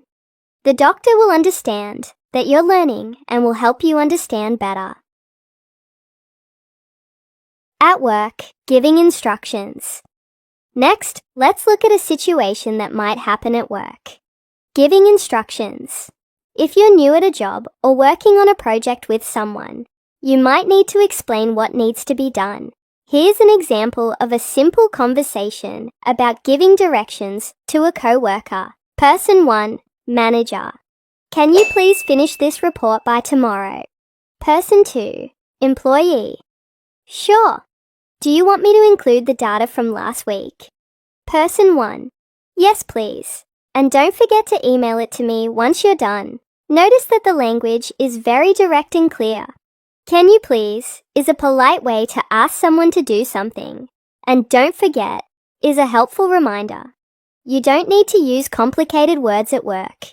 Simple, clear phrases are enough. Let's take it a step further and practice a conversation that could happen during a meeting. Imagine you're discussing a team project. Person 1, team leader. We need to discuss our progress on the project. How are we doing? Person 2, a team member. I've finished the research and I'm starting the report now. Person 1, great. Can you send me the draft by Wednesday? In this case, Person 1 is asking for a progress update, and Person 2 is giving a simple answer about what they have done so far. How are we doing? And can you send me the draft? Are simple ways to check on progress and make requests in a work setting. Phone calls. Asking for help.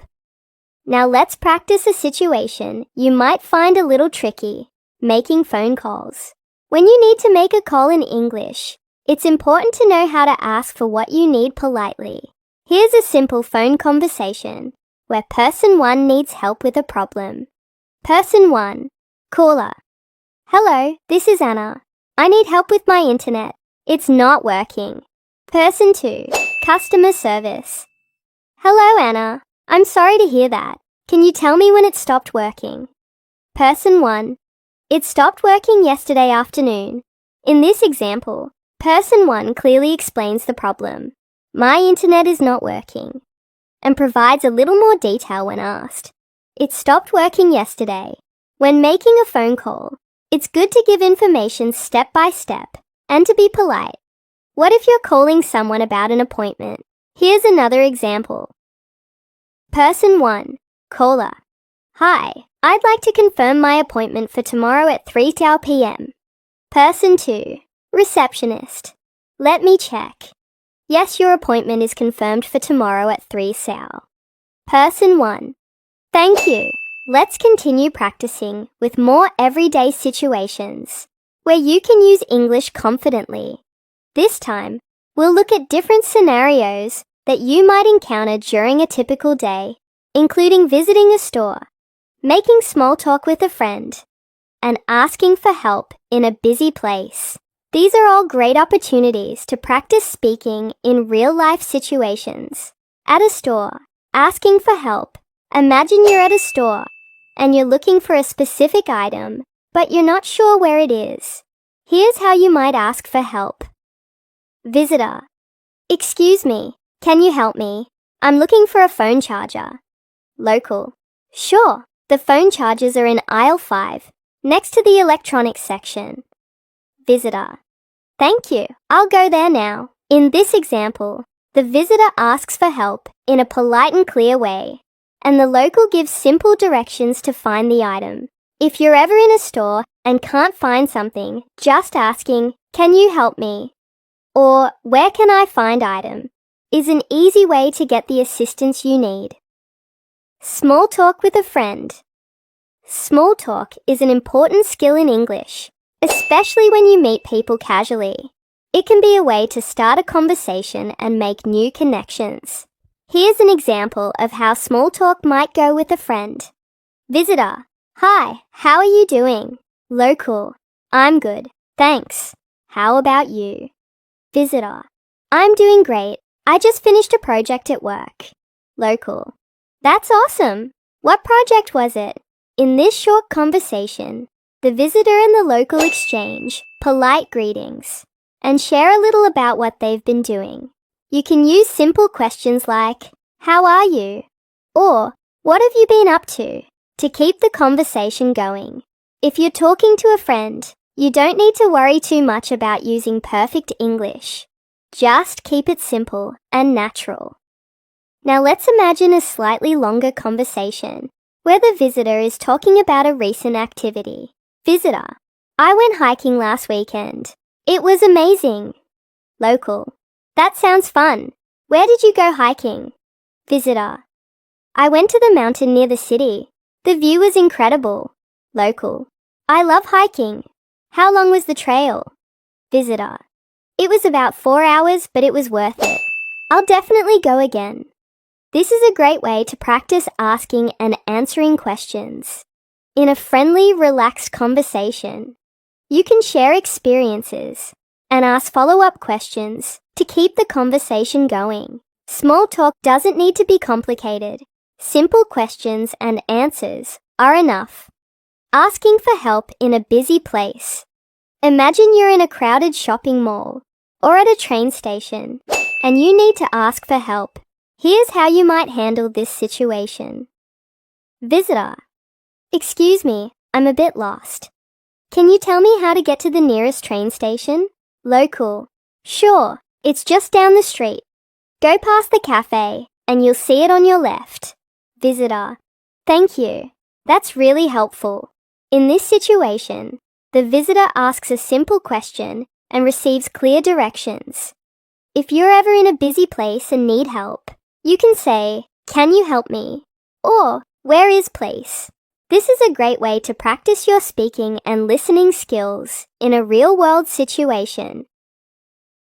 Talking about food preferences when you're at a restaurant or cooking with friends. It's important to be able to talk about your food preferences. For example, you might want to explain what you like or don't like. Here's a short conversation you could practice. Visitor. Hi, can I ask for a vegetarian option, please? Local. Sure. We have a delicious vegetarian pasta. Would you like to try that? Visitor. Yes, that sounds perfect. Thank you. Here, the visitor asks for a vegetarian dish and gets a suggestion. Being able to ask for what you want at a restaurant is an important skill. You can use simple phrases like, I'd like dish. Do you have any vegetarian options? Or, I don't eat food. These phrases help you communicate clearly and politely when ordering food. Let's look at another example, this time when the visitor is cooking with a friend and explaining how they like to cook. Visitor.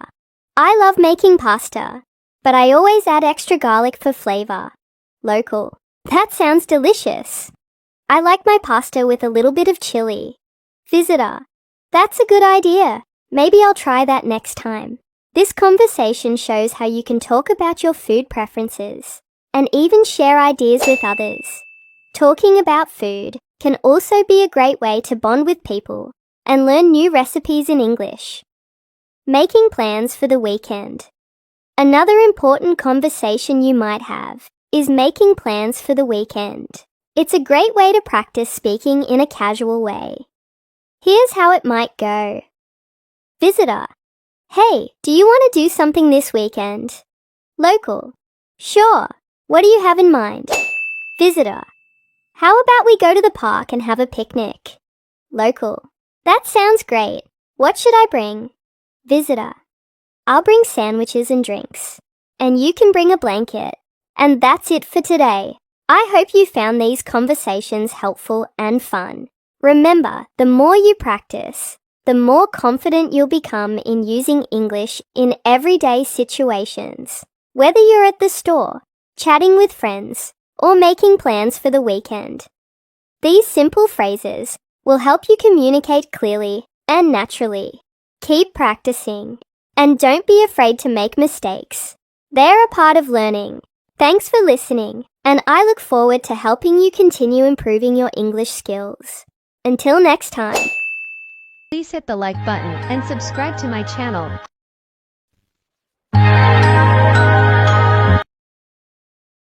Welcome to today's episode. Let's start with a few questions for you to think about. Do you find it easy to have conversations in English? What do you usually talk about when meeting new people? How do you keep a conversation going when you're unsure what to say next? In this episode, we're diving into conversational English, an essential skill for building confidence and fluency in everyday situations. Whether you're chatting with a friend, meeting someone new, or having a professional discussion, knowing how to navigate conversations is key. Let's start with some common expressions to help you begin a conversation. When you meet someone, you might say, "Hi, how's it going?" or "Nice to meet you." These simple greetings can set a friendly tone. If you want to learn more about the person, try asking, "Where are you from?" or "What do you do for work or study?" These questions are great for starting small talk and showing interest in the other person. Once a conversation starts, keeping it flowing is important. One way to do this is by asking follow-up questions. For example, if someone says, "I'm from Italy," you could reply, "Oh, that's interesting. What's your favorite thing about living there?" Or if they mention their job, you can ask, "What do you enjoy most about your work?" And this shows that you're paying attention and encourages them to share more. Have you ever been in a conversation where you didn't know what to say next? Don't worry, it happens to everyone. One helpful tip is to share your own experiences or opinions. For instance, if someone mentions they like traveling, you could say, "I love traveling too. My favorite trip was to the mountains last year." Have you ever been to the mountains? Sharing your own story makes the conversation more engaging and personal. Another important part of conversational English is reacting naturally. When someone tells you something exciting, you can say, "Wow, that's amazing," or "That sounds great." If they share a problem, you could say, "I'm sorry to hear that," or "That must be tough." These reactions show empathy and help build a connection. What about ending a conversation politely? This can be just as important as starting one. You might say, "It was great talking to you," or "I really enjoyed our chat. Let's talk again soon." These phrases leave a positive impression and show that you value the interaction. Learning conversational English is not just about using the right words. It's also about understanding tone and body language. For example, smiling and making eye contact can make you seem approachable and friendly. Your tone of voice can also change the meaning of your words. Saying "that's nice" with enthusiasm sounds positive, but saying it in a flat tone might seem uninterested. Have you ever tried practicing conversations with a friend or a language partner?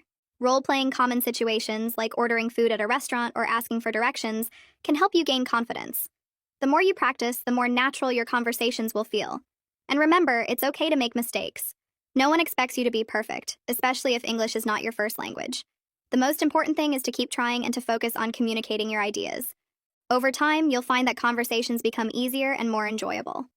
Now let's talk about building your vocabulary for conversational English. Learning phrases like, "That's a good question," "I see what you mean," and "Could you explain that a bit more?" can make your conversation smoother and more interactive.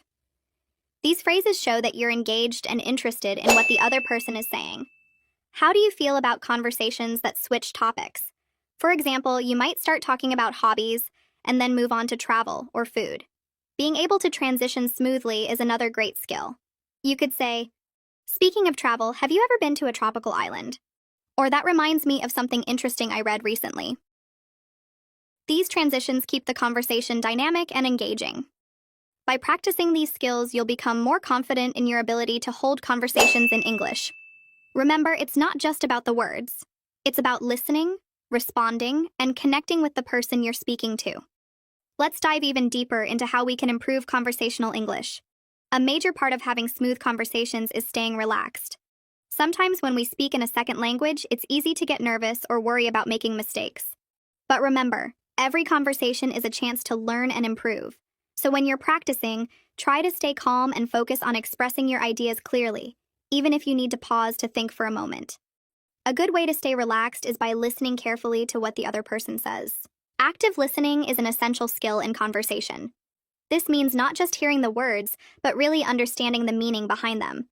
For example, if someone says, "I've been really busy with work lately," instead of just nodding, you might respond with something like, "That sounds tough. How do you manage to find time for yourself?" This shows you're paying attention and makes the other person feel heard. When it comes to continuing the conversation, it's also helpful to give a bit of feedback on what the person has said. This doesn't mean repeating everything, but adding something related to what they shared. For instance, if someone mentions that they recently went hiking, you could say, "Hiking sounds fun. I went last summer and it was amazing to be surrounded by nature. Where did you go hiking?" This keeps the conversation moving and allows you to share your own experiences, making it more interactive. Another thing to keep in mind is the importance of asking open-ended questions. These types of questions invite more than just a yes or no answer and encourage the person to share more. Instead of asking, "Do you like sports?" try asking, "What kind of sports do you enjoy and why?" This way, you get to know more about the person's interests and you can keep the conversation going longer. Open-ended questions help make the conversation richer and more enjoyable. Sometimes in conversations, you'll need to give opinions, and that's another area where you can practice your English. Giving your opinion is a great way to keep the conversation going, but it's important to do it politely. You might say, "I think that's a great idea, but I personally prefer something a little different." Or, "In my opinion, it's better to..." These phrases allow you to share your views without sounding too direct or confrontational. They help create a more balanced and friendly atmosphere in the conversation. Another aspect of conversational English is understanding the flow of the conversation. Conversations can go in different directions, and that's perfectly fine. One moment you might be talking about movies, and the next you're talking about food or family. The ability to transition smoothly between topics is important. You might say, "That reminds me of something else I wanted to ask you about." Or, "Speaking of that, I've been wondering..." These transitions help keep the conversation lively and prevent awkward silences. At times, you might not understand everything that's being said, and that's okay. Don't be afraid to ask for clarification. You can politely say, "Sorry, could you repeat that?" Or, "I didn't catch that part. Could you explain it again?" Asking for clarification is a great way to show that you're engaged and want to understand. Most people appreciate this because it shows you care about the conversation. It's also important to keep your sentences clear and not too complicated. This is especially helpful for beginners. Instead of using long, complex sentences, try to express your thoughts in a simple way. For example, instead of saying, "I would really appreciate it if you could share more detailed information about your recent vacation to Italy, as I'm very interested in that region and would love to visit it myself," you can say, "I'd love to hear about your trip to Italy. What was your favorite part?" This way, you keep the conversation easy to follow and natural. Small talk is a key part of conversational English. It's light, casual conversation that doesn't dive into deep topics, but it's perfect for meeting new people or warming up before a bigger discussion. For instance, when you meet someone new, asking about their day or weekend plans is a great way to start. You could ask, "What did you do this weekend?" Or, "How's your day going so far?" These simple questions help break the ice and allow the other person to talk about themselves, which is something everyone loves to do. Building confidence in your speaking skills also means accepting that you might make mistakes. In fact, making mistakes is part of the learning process, and it's something we all experience. If you don't know a word or phrase, don't be afraid to ask for help or use simpler language. For example, if you forget a word, you might say, "I don't know the word for that, but it's like," describe it. Most people will appreciate your effort and be patient with you. One tip is to practice conversations every day. You can practice with a friend, a language partner, or even by yourself. Try talking to your mirror or use language exchange apps where you can speak with native speakers. The more you practice, the more confident and fluent you'll become. And remember, conversations don't have to be perfect. The more relaxed and natural you are, the easier it will be to keep the conversation going. When you're just starting, focus on the basics: greetings, introductions, and simple questions. As you get more comfortable, you can expand your vocabulary and talk about more complex topics like your hobbies, future plans, and opinions. Over time, you'll be able to express yourself with more ease and confidence. Now let's think about how to be a good listener as well as a good speaker. In a conversation, it's just as important to listen carefully as it is to speak clearly. When the other person is talking, make sure you're paying attention and not thinking about what you're going to say next. Nodding, maintaining eye contact, and giving small verbal cues like "I see" or "That's interesting" show that you're actively listening. Active listening is crucial for building connections with others and making your conversations more meaningful. Let's dive even deeper into improving conversational English skills. At its core, having a good conversation is about connection. It's about exchanging ideas, sharing experiences, and learning from each other. To achieve this, we need to develop both confidence and competence in using the language. Let's explore some strategies to elevate your conversational abilities, whether you're just starting out or looking to refine your skills further. A crucial element in building conversational English is expanding your vocabulary. The broader your vocabulary, the easier it will be to express your thoughts. But here's the thing: focus on learning words and phrases that are practical and relevant to your daily life. For example, if you often talk about hobbies, learn vocabulary related to your favorite activities. Instead of memorizing long lists of random words, try to learn phrases that you can immediately use in conversations. For instance, instead of just knowing the word travel, learn phrases like "I'd love to travel to," or "What's the best place you've traveled to?" This way, your learning is purposeful and directly applicable. Another effective method is to learn common idioms and expressions.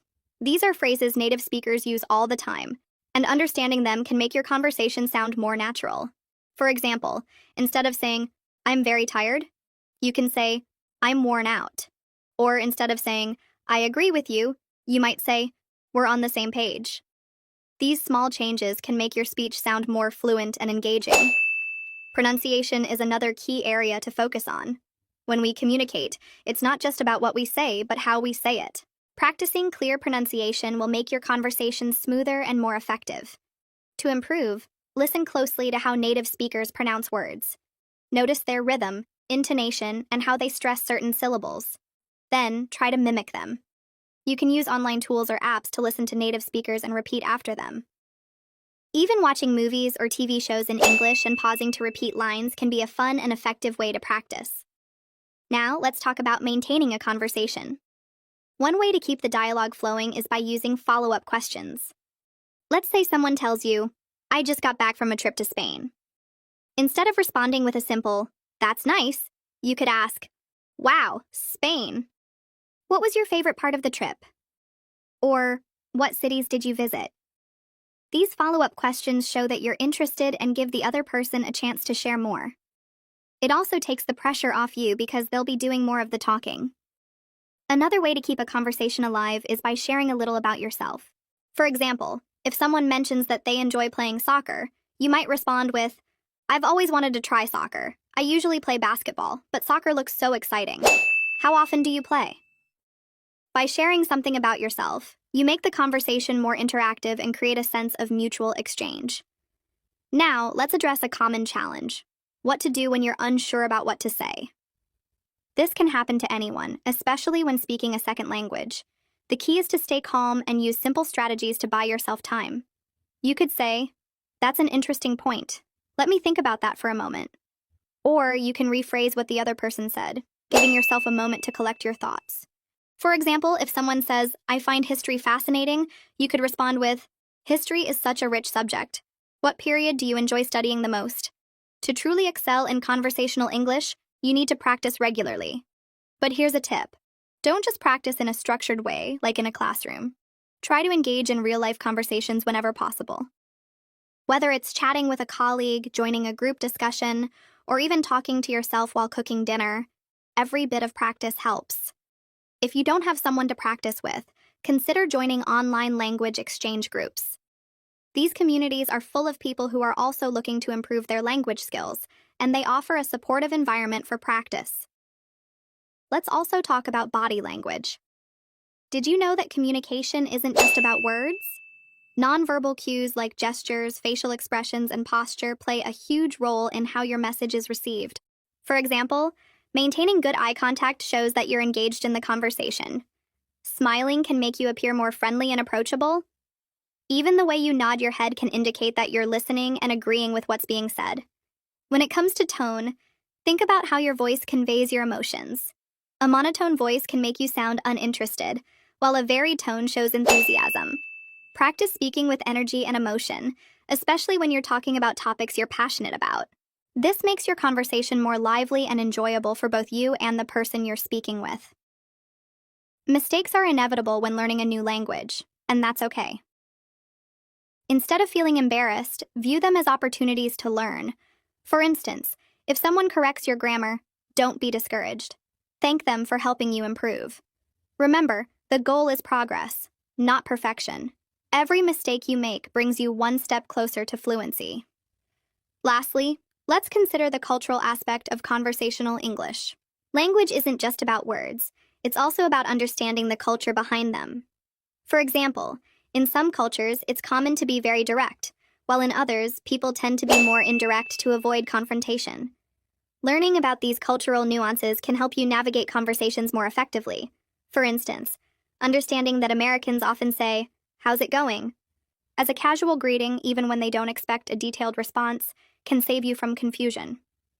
In summary, improving your conversational English is a journey that involves vocabulary building, practicing pronunciation, mastering small talk, and understanding cultural nuances. With consistent effort and a positive attitude, you'll find yourself becoming more confident and fluent in no time. Let's take a deeper dive into some more advanced techniques for mastering conversational English. We've covered the basics, but to reach fluency, you'll need to step up your game. One effective way to do this is by practicing active listening. Active listening means truly focusing on what the other person is saying, without planning your response while they're talking. It's about understanding the speaker's words, emotions, and intentions. This is a skill that goes beyond just hearing words. It involves thinking critically and responding thoughtfully. When you listen actively, you're able to ask better questions, provide more insightful answers, and connect with the speaker on a deeper level. Active listening is essential for any great conversation, as it shows respect and interest in the other person's point of view. To practice active listening, try repeating back what the speaker has said, but in your own words. This is called paraphrasing, and it helps confirm your understanding. For example, if someone says, "I've been feeling tired lately because of my new job," you could respond with, "It sounds like your new job is really demanding. I can see why you'd feel tired." This shows that you've been paying attention and makes the conversation more engaging. Another way to improve conversational skills is by focusing on your fluency. Fluency refers to your ability to speak smoothly and without hesitation, even when you don't know the exact word for something. To practice fluency, try speaking about a topic for a set period of time, like 2 minutes or 5 minutes without stopping. You can start by choosing simple topics, such as, "What did you do this weekend?" or "What's your favorite food?" This exercise helps you think on your feet, and it's okay if you make mistakes along the way. Fluency is about communication, not perfection. The more you practice, the more comfortable you'll become with expressing yourself quickly and clearly. One of the biggest hurdles for many learners is dealing with nerves or anxiety when speaking English. It's normal to feel a little anxious when speaking a second language, but don't let that hold you back. One way to build confidence is by practicing in a safe and supportive environment. You can start by speaking with close friends or family members who won't judge you. As you get more comfortable, try to engage in conversations with strangers or even online language exchange partners. Remember, making mistakes is a part of the learning process. Every time you speak, you're getting better, and with each conversation, your confidence will grow. It's also important to learn how to manage conversations effectively. For example, if you feel like the conversation is running out of steam, you can introduce a new topic or ask a follow-up question. Here's an example. If you're talking about movies and the conversation starts to slow down, you could ask, "What's the last movie you saw in the theater?" Or, "Do you have a favorite actor or actress?" These questions help you keep the conversation flowing, and they also show that you're genuinely interested in learning more about the other person's experiences.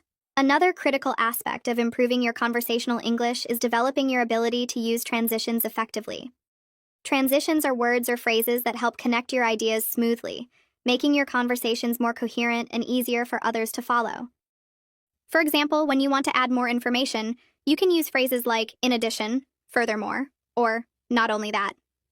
When presenting contrasting ideas, you might say, "However," "on the other hand," or "that being said." Transitions act as bridges between your sentences, helping to guide your listener through your thoughts seamlessly. Practicing these phrases in context can make your speech more polished and professional. Additionally, understanding and practicing idiomatic expressions can greatly enhance your ability to engage in natural conversations.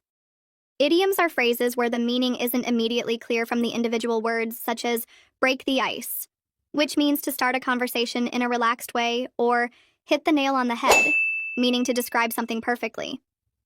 Using idioms correctly can make your English sound more fluent and native-like.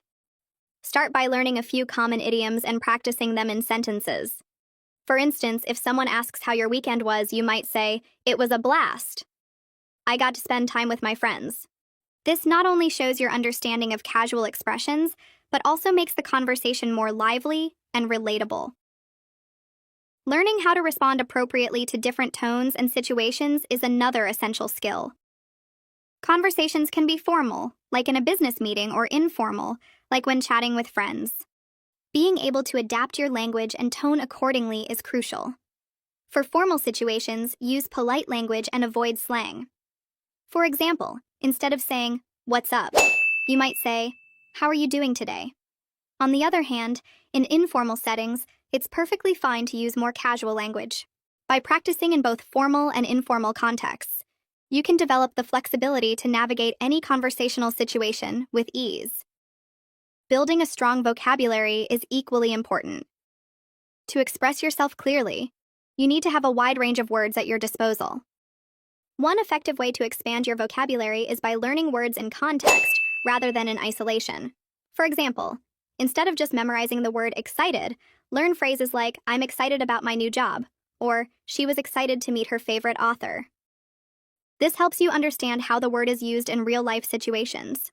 Additionally, try to learn synonyms and related words. For instance, along with excited, you could learn thrilled, overjoyed, and ecstatic. This will allow you to express yourself more vividly and precisely. Pronunciation is another critical area to focus on. Even if your vocabulary and grammar are excellent, unclear pronunciation can make it difficult for others to understand you. To improve your pronunciation, try practicing with tongue twisters, as they help train your mouth and tongue to produce sounds more accurately. For instance, "She sells seashells by the seashore" can help you practice the S and sh sounds. Additionally, Listen to native speakers and mimic their pronunciation, intonation, and rhythm. Record yourself speaking and compare it to native speakers to identify areas for improvement. With consistent practice, you'll notice a significant improvement in your clarity and confidence. Another valuable strategy is to learn how to use questions effectively in conversations. Asking good questions shows that you're interested in the other person and keeps the dialogue going. There are different types of questions you can use. Open-ended questions like, "What do you think about the new park in our neighborhood?" encourage the other person to share their thoughts in detail. Closed-ended questions like, "Do you like coffee?" are useful when you want a simple yes or no answer. Balancing these two types of questions can help you steer the conversation in a natural and engaging way. Understanding body language and nonverbal cues is also essential for successful communication. Sometimes what you don't say speaks louder than words. For example, maintaining eye contact shows that you're paying attention, while nodding occasionally indicates agreement or understanding. Smiling can help create a positive atmosphere, making the other person feel comfortable. On the other hand, crossing your arms or avoiding eye contact might give the impression that you're not interested. Practice being aware of your own body language and observing others to better understand the unspoken elements of communication.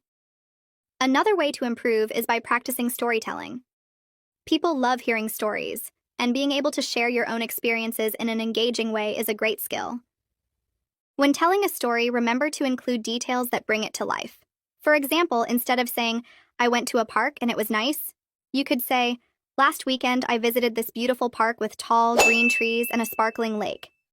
I spent hours walking along the trails, listening to the birds and enjoying the fresh air." Adding vivid descriptions and emotions makes your story more interesting and helps the listener feel connected to your experience. If you want to take your conversational skills to the next level, consider joining a language exchange group or finding a speaking partner online. These platforms give you the chance to practice with people from different backgrounds, exposing you to various accents and conversational styles. Additionally, you'll learn about different cultures, which can make your conversations more meaningful and insightful. When practicing with a partner, focus on having natural, flowing conversations rather than just practicing set phrases. This will prepare you for real-life situations where conversations don't always follow a predictable script. Lastly, it's important to reflect on your progress and identify areas for improvement. After each conversation, ask yourself questions like, "Did I understand the other person clearly? Was I able to express my thoughts effectively? And what could I do better next time?" Taking the time to reflect will help you pinpoint your strengths and weaknesses, allowing you to focus your practice on areas that need more attention. Remember, the journey to fluency is a marathon, not a sprint. Celebrate your successes no matter how small, and keep pushing yourself to reach new heights. Another crucial step in mastering conversational English is developing your ability to actively listen during discussions. Active listening means more than just hearing words. It involves paying close attention to the speaker's tone, emotions, and nonverbal cues. When someone is sharing their thoughts, nodding occasionally or saying phrases like, "I see," "That makes sense," or "Tell me more," can show that you are engaged in the conversation. Active listening not only helps you understand the message better, but also encourages the other person to feel valued and respected. This skill can be especially useful in professional settings, where showing attentiveness can create a strong impression. An essential practice for improving conversational skills is shadowing. Shadowing involves listening to a native speaker and trying to repeat what they say as closely as possible in terms of pronunciation, intonation, and rhythm. For example, you can choose a short audio clip, play a sentence, pause it, and then repeat it exactly as you heard it. Doing this regularly helps you internalize natural speech patterns and improve your ability to sound fluent. Pair this with recording your voice and comparing it to the original, as it allows you to identify areas where you can make adjustments to match native pronunciation more closely. Another effective method is learning how to paraphrase. Paraphrasing involves restating someone's ideas in your own words, which shows understanding and keeps the conversation flowing. For instance, if someone says, "I had a rough day at work because my boss gave me extra tasks at the last minute," you could respond by saying, "It sounds like your boss really put you under pressure today with those last-minute tasks." Paraphrasing not only demonstrates that you are paying attention, but also allows you to confirm that you understood the speaker correctly, which is an important aspect of effective communication. Building your cultural awareness can also enhance your conversational skills. Conversations are not just about language, but also about understanding the context and cultural norms. For example, in some cultures, it's common to make small talk before getting to the main topic, while in others, people prefer to dive straight into business discussions. Being aware of these differences can help you adjust your approach and avoid potential misunderstandings.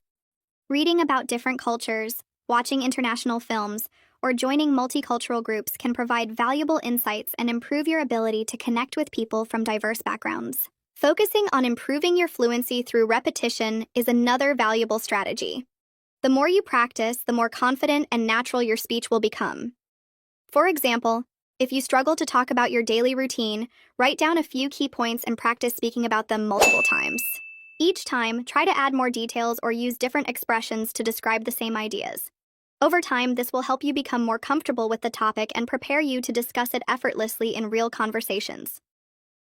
Another way to enhance your conversational abilities is by learning how to manage pauses effectively. Pauses are a natural part of speech, and knowing how to use them can make your conversations more impactful.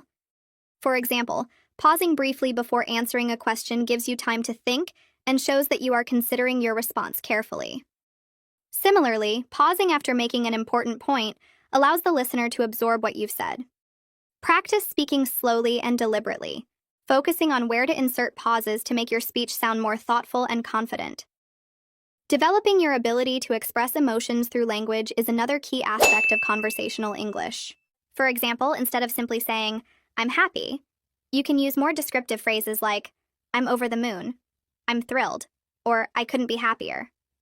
Similarly, instead of saying, "I'm sad," you could say, "I feel down," "I'm heartbroken," or "I'm feeling blue." Using a variety of expressions not only makes your speech more interesting, but also helps you convey your feelings more accurately. Practicing these expressions in different scenarios can help you become more comfortable using them in real conversations. Understanding and using idioms is a great way to enhance your conversational English. Idioms are expressions that have a meaning different from the literal interpretation of the words. For example, the phrase "break the ice" doesn't mean physically breaking ice. Instead, it means starting a conversation in a way that makes everyone feel more comfortable. Imagine this scenario. You're at a party where you don't know anyone. Instead of standing in the corner, you could approach someone and say, "It's such a lovely gathering. How do you know the host?" That's an example of breaking the ice by initiating a friendly and engaging conversation. Using idioms like this can help make your conversations more natural and relatable. Another popular idiom is a piece of cake, which means something is very easy to do. Imagine helping a friend who is nervous about preparing a dish for a potluck dinner. You could encourage them by saying, "Don't worry, making pasta is a piece of cake. I can even share my favorite recipe with you." Incorporating idioms like this into your speech shows that you understand the cultural nuances of the language, making your communication more engaging and authentic. Storytelling is another powerful tool for mastering conversational English. Telling stories can make conversations more vivid and memorable. For example, if someone asks about your favorite travel experience, instead of simply saying, "I loved visiting Italy," you could share a story about a specific moment. You might say, "When I visited Rome, I got lost looking for the Colosseum. Instead of panicking, I asked a local for directions in my best attempt at Italian. The man not only gave me directions, but also walked me halfway there, sharing stories about the city along the way. It was such a heartwarming experience and made my trip unforgettable." Stories like this not only captivate your listener, but also provide an opportunity to practice speaking in full sentences while adding depth to your conversations. Another example of storytelling can come from everyday life. Let's say you're talking about learning something new. Instead of saying, "I learned how to bake," you could turn it into a story. Last weekend, I decided to bake a cake for the first time. I followed the recipe carefully, but when it was time to mix the ingredients, I accidentally used salt instead of sugar. I didn't realize it until I tasted the batter. It was a funny mistake, and I laughed so hard. But in the end, I started over, and the cake turned out delicious. Sharing relatable, humorous, or even challenging experiences makes conversations richer and more engaging. Active listening is another essential skill for great conversations. When someone is speaking, showing that you are listening can build rapport and encourage them to open up. One way to do this is by using phrases like, "That's so interesting," or I never thought about it that way before. For instance, if someone tells you about a new hobby they've taken up, like gardening, you could respond, "Wow, gardening sounds so rewarding. What kind of plants do you grow?" This not only shows your interest, but also keeps the conversation flowing. Short phrases are also powerful for keeping conversations alive. Expressions like "I see," "tell me more," or "that's amazing" are easy to remember and can be used in almost any situation. For example, if a friend is explaining their new job, you might say, "That's amazing. What do you enjoy most about it?" This kind of response shows enthusiasm and prompts them to continue sharing. Lastly, practice is key. To improve your conversational English, practice speaking with friends, watching English TV shows, or even joining language exchange programs. One learner I knew practiced English by joining a local hiking group. During their hikes, they talked about the trails, shared stories about their favorite outdoor activities, and learned many new phrases, like "hit the trail" and "breathtaking view." This combination of conversation and real-life experience helped them gain confidence and vocabulary. Another important aspect of learning conversational English is understanding cultural contexts and adapting your language to suit them. Let's consider the example of greetings. In some cultures, a formal "good morning" or "good afternoon" is the standard, while in others, a casual "hey, how's it going" might be more common. If you're traveling to the United States, for example, you might notice people often greet each other with "what's up" or "how are you doing today?"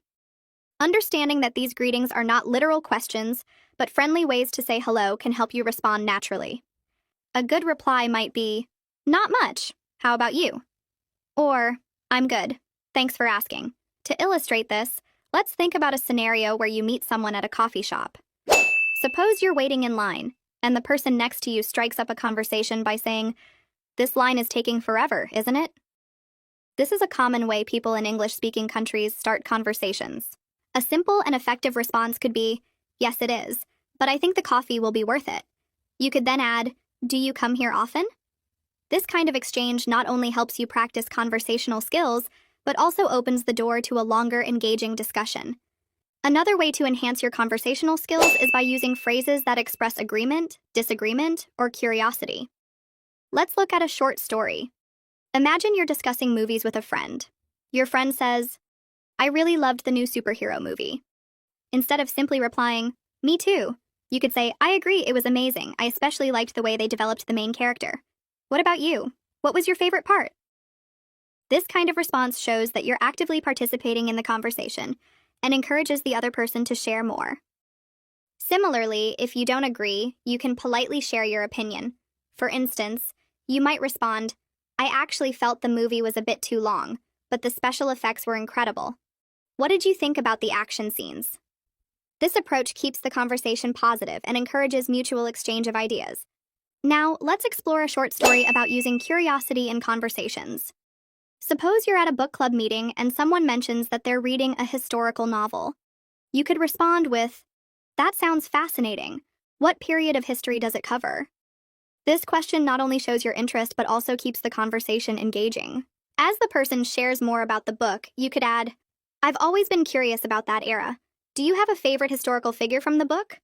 This way, you're not only practicing English but also deepening the connection with the person you're speaking to. Learning to use phrases for clarification is another skill that can boost your confidence in conversations. Imagine you're at a restaurant and the waiter explains the specials using some words you don't understand. Instead of staying silent, you could say, "Could you explain what that dish is made of?" Or, "I'm not familiar with that term. Could you tell me more?" This not only helps you understand better, but also demonstrates your willingness to engage and learn. Here's another scenario. Suppose you're having a conversation with someone who speaks very quickly. You could politely ask, "I'm sorry, could you repeat that a bit more slowly?" Or, "Could you please say that again? I want to make sure I understand." These phrases show that you value the conversation and are committed to understanding it fully. To tie all these techniques together, let's think about attending a networking event. Picture yourself walking into a room filled with people. You decide to approach a group of individuals who are discussing travel. One person says, "I recently visited Japan and it was incredible." Instead of saying, "That's cool," you could respond, "Wow, Japan must have been amazing. What were some of your favorite places to visit?" As they answer, you can use active listening phrases like, "That's interesting," or "I'd love to hear more about that." If they mention something unfamiliar, you could ask, "What's that like?" Or, "Could you tell me more about it?" This strategy keeps the conversation flowing and helps you learn new words and cultural insights. Absolutely. Let's explore more scenarios and conversational tools to enrich your English speaking experience. Conversations are all about connecting with others, and one of the best ways to connect is through shared experiences and storytelling. People love stories, especially when they're personal and relatable.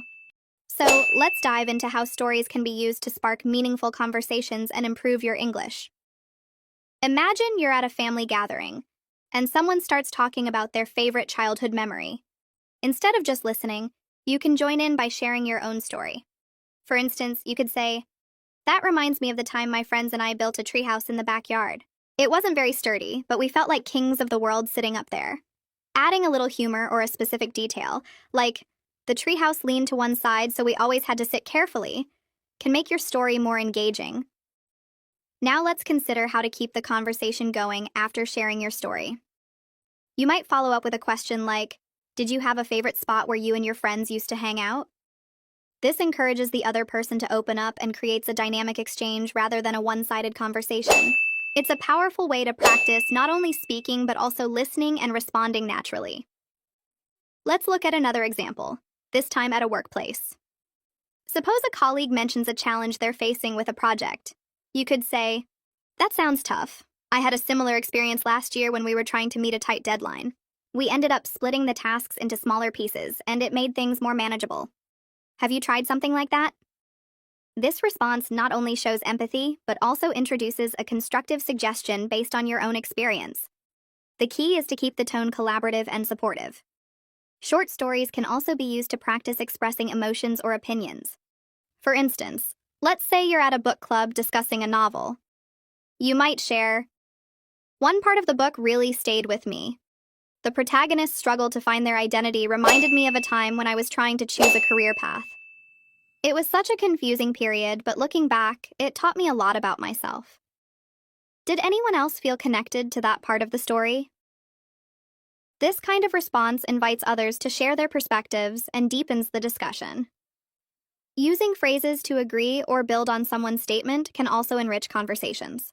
Imagine you're talking about travel plans with a friend, and they say, "I've always wanted to visit Italy." You could respond, "Italy is on my list too. I've heard the food is amazing, especially the pasta and gelato. Do you have a specific city in mind, like Rome or Venice?" This builds on their statement and adds energy to the conversation. Sometimes you may not have much to add to a topic, and that's okay.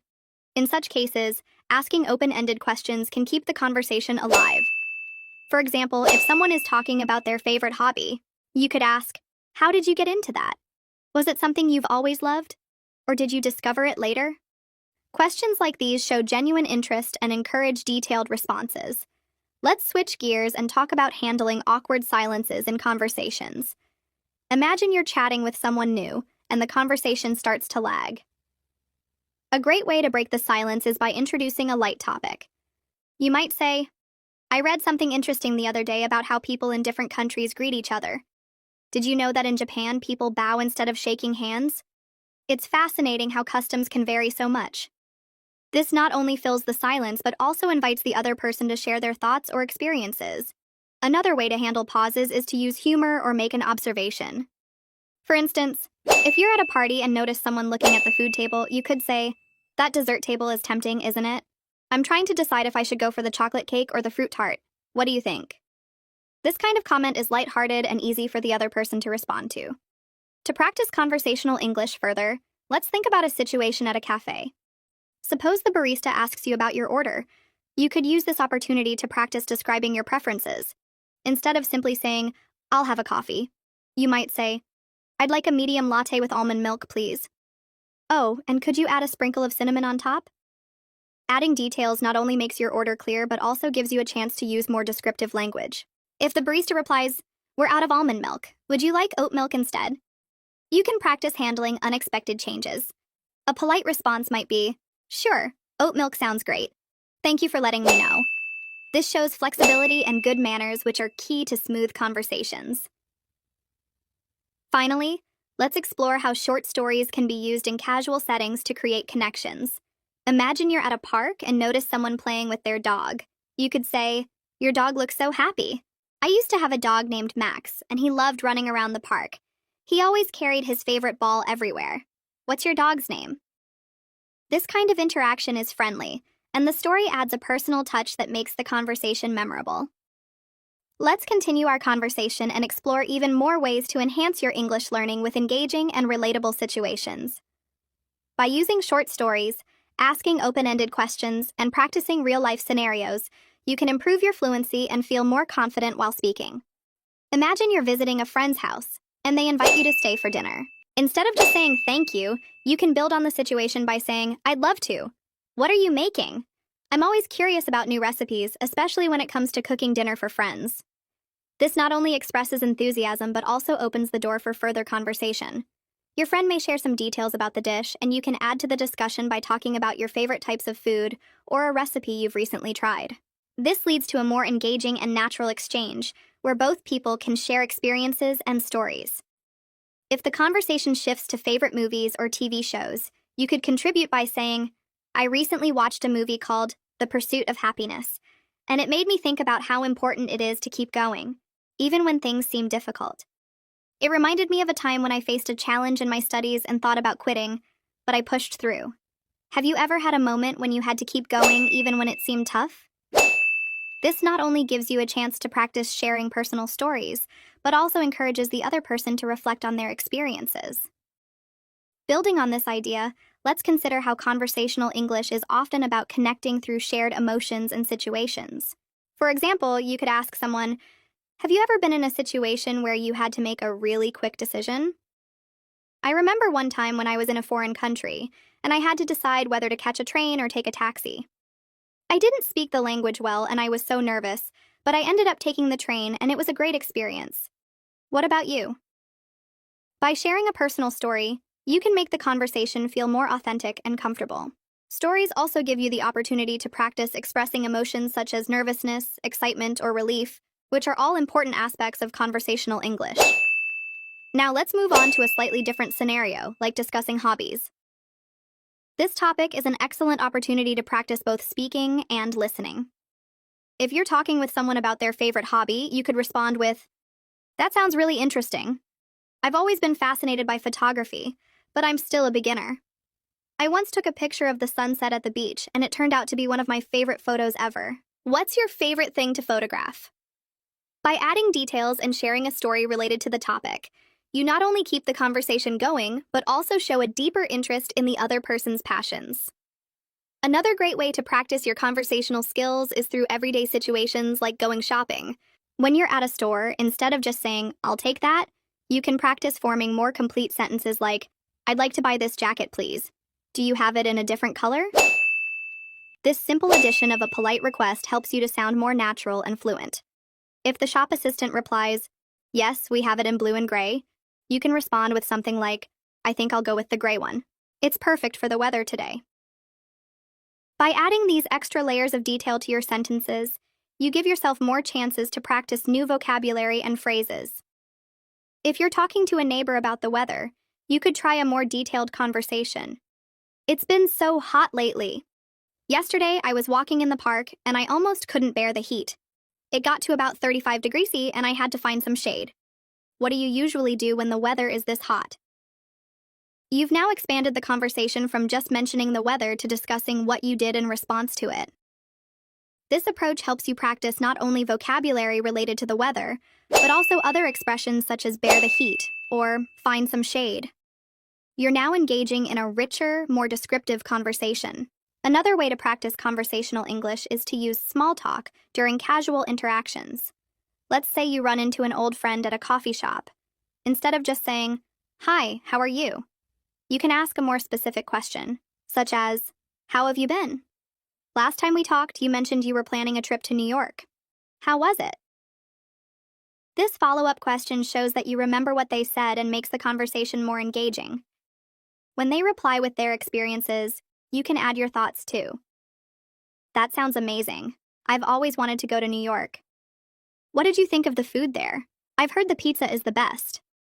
This kind of exchange keeps the conversation flowing smoothly. Additionally, practicing expressing opinions is crucial for conversational English. Let's say you're discussing a book with someone. Instead of just agreeing with what they said, you could offer your own perspective. I totally agree with you about the main character. She's so relatable.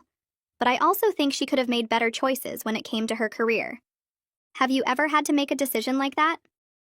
This shows that you're engaging critically with the conversation and encourages the other person to share their viewpoint as well. A good practice is also making observations about the environment or situation you're in.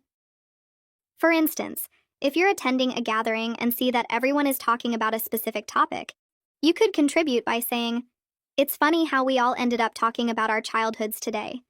It makes me realize how much of our past shapes who we are today. Did you have a moment in your childhood that really changed you?" This kind of observation can help deepen the conversation and give you the opportunity to practice expressing deeper thoughts in English. Lastly, in any conversation, it's important to show empathy and understanding. If someone is telling you about a challenge they've faced, you can say, "That sounds really tough. I can't imagine how stressful that must have been. When I went through something similar, I found that talking about it really helped. Have you found talking to others helpful?" This response not only shows empathy but also offers your own experience, making the conversation more personal and meaningful. Through these various situations, you can practice many aspects of conversational English, from expressing emotions and opinions to asking engaging questions and sharing stories. The more you practice these kinds of exchanges, the more natural and confident you'll feel speaking in English. Let's delve deeper into mastering conversational English by practicing through relatable scenarios, meaningful stories, and practical phrases. The key to improving fluency lies in being able to connect naturally with others, so let's explore how to engage in richer conversations while learning useful expressions. Imagine you're at a cafe meeting someone new for the first time. Instead of simply saying, "Hello, nice to meet you," you can make the introduction more engaging by adding a bit of context.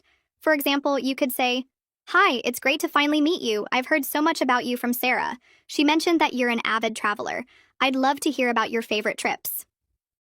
This approach not only makes your greeting warmer, but also opens the door for a conversation about travel. When they share their stories, you can practice active listening by responding with comments and questions like, "That's fascinating. I've always wanted to visit Thailand. Did you get a chance to explore the floating markets there?" This exchange allows you to practice showing genuine interest and using specific phrases that make your English sound more fluent and natural. Let's take another example of discussing hobbies. If someone tells you they enjoy painting, you could build on the conversation by sharing a related story. For instance, you might say, "That's amazing. My cousin is a painter too, and I've always admired how creative she is. She once painted a mural for a local library, and it turned out to be a community favorite. Do you have any particular style you prefer, like abstract or landscape?"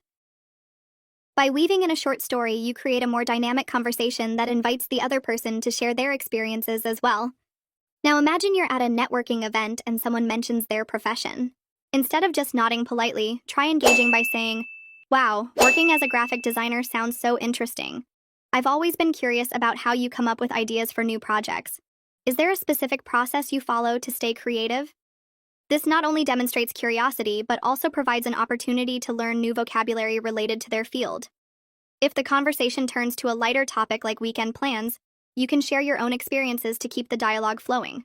For example, you could say, "This weekend I'm planning to visit a local farmer's market. I've heard they have the best organic produce and homemade baked goods. Last time I went, I tried this incredible apple pie that reminded me of the ones my grandmother used to make. Do you enjoy going to markets or trying new foods?" This response not only adds detail to your story, but also includes sensory language, like describing the pie, which makes your English more descriptive and engaging. When discussing a shared experience, like attending a concert, you can practice expressing emotions and preferences. You might say, "That concert was unforgettable. I loved how the band interacted with the audience, especially when they played my favorite song. It felt so personal, like they were performing just for us. Do you have a favorite live performance you've been to?" This allows you to use more expressive language while encouraging the other person to contribute to the conversation. Let's move on to a scenario where you're helping someone new to your city. Instead of giving short directions, you could say something like, "If you're heading to the museum, I recommend taking the scenic route through Elm Street. It's lined with beautiful trees, and there's a small cafe halfway where you can grab a quick coffee. When I first moved here, I took that path almost every weekend, and it became my favorite way to relax. Do you enjoy discovering new places like that? This response not only provides useful information, but also shares a personal connection to the recommendation. In a classroom setting or language practice group, you could use hypothetical questions to encourage deeper conversations. For example, ask, if you could live anywhere in the world for a year, where would it be and why? When someone responds, you can add to the conversation by sharing your own thoughts, such as, I think I'd choose Japan. I've always been fascinated by its culture, especially how they balance tradition with modernity. I'd love to experience the cherry blossom festivals and learn more about their way of life. What about you? What aspects of your chosen place appeal to you the most? This type of exchange helps you practice expressing preferences and reasons clearly. Another valuable skill in conversational English is learning to handle compliments and give them in return. If someone says, your presentation was excellent, you could respond with, thank you so much. I really appreciate your feedback. I spent a lot of time practicing to make sure it was clear and engaging. Was there a part that stood out to you? This not only shows gratitude, but also keeps the conversation going. Similarly, if you want to compliment someone, try to be specific. Instead of just saying, you did a great job, you might say, your speech was so inspiring. I especially liked how you shared personal stories to illustrate your points. It made the topic feel so relatable. How did you come up with those examples? By being specific, you encourage the other person to share more about their experience, which helps you practice active listening and follow-up questions. If you're discussing a common topic like food, you can make the conversation more engaging by adding cultural insights. For instance, I've noticed that every culture has its own unique comfort food. In my country, it's a dish called biryani, which is a spiced rice dish with meat and vegetables. It's something we often have during celebrations. What's a comfort food from your culture, and when do you usually eat it? This type of question not only broadens the scope of the conversation, but also introduces you to new vocabulary and cultural expressions. When talking about past experiences, try to include vivid details to make your stories more interesting. For example, last summer I went hiking in the mountains, and it was one of the most challenging yet rewarding experiences of my life. There was this moment when I reached the summit, and the view of the sunrise over the valley was breathtaking. I felt a sense of accomplishment that I'll never forget. Have you ever done something that pushed you out of your comfort zone? This approach allows you to practice using descriptive language and expressing emotions. Practicing conversational English is not just about speaking, but also about learning how to listen actively and respond thoughtfully. By using engaging questions, sharing relatable stories, and expressing your thoughts clearly, you can create meaningful connections while improving your fluency. Let's continue exploring these techniques to help you feel more confident in any conversational situation. Improving conversational English is a journey that thrives on stories, real-life applications, and relatable phrases. Let's dive deeper into the art of everyday conversations and how we can use storytelling and detailed expressions to practice effectively. At the airport, imagine you're at the airport, and someone approaches you asking for assistance. They say, "Excuse me, could you help me find gate 22? I think I'm a bit lost." Instead of giving a short reply like, "It's over there," you could say, "Of course. Gate 22 is in Terminal B. You can follow the signs overhead, but it's a bit tricky because you need to pass through the food court first. When I first came here, I got lost too because the signs weren't very clear. By the way, where are you flying to? Maybe I can guide you further." This response not only provides useful information, but also opens up the opportunity for a longer interaction. The person might reply, "I'm flying to Paris. It's my first trip there." You can practice your conversational skills by responding with enthusiasm. "That's wonderful. Paris is such a beautiful city. I visited last year and the Eiffel Tower at night is magical. Are you going for work, vacation, or something else?" This kind of follow-up question helps keep the conversation flowing and shows genuine interest. Talking about hobbies. Let's consider another scenario. You're at a gathering, and someone mentions their hobby of gardening. Instead of simply saying, "That's cool," you could expand the conversation by sharing a personal story. You might say, "That's amazing. My grandmother was an avid gardener, and I remember spending summers with her planting roses and vegetables. She always said, 'Gardening is like therapy for the soul.' Do you focus on flowers, or do you grow vegetables too?" This kind of detailed reply not only practices conversational depth but also introduces idiomatic expressions like therapy for the soul. If they reply, I mainly grow vegetables because I love cooking with fresh ingredients, you can build on that with, that's such a great idea. Fresh vegetables must taste so much better than store-bought ones. My friend grows tomatoes in her backyard, and she once gave me a basket of them. They were so sweet and juicy, I made the best pasta sauce ever. Do you have a favorite recipe you make with your vegetables? By connecting their hobby to a shared interest, you create a natural dialogue that improves your fluency. Ordering food at a restaurant now, imagine you're at a restaurant with friends, and you're responsible for placing the order. Instead of saying, I'll have a burger, try expanding your request. I'd like the cheeseburger with extra pickles, please. Could you also make the fries extra crispy?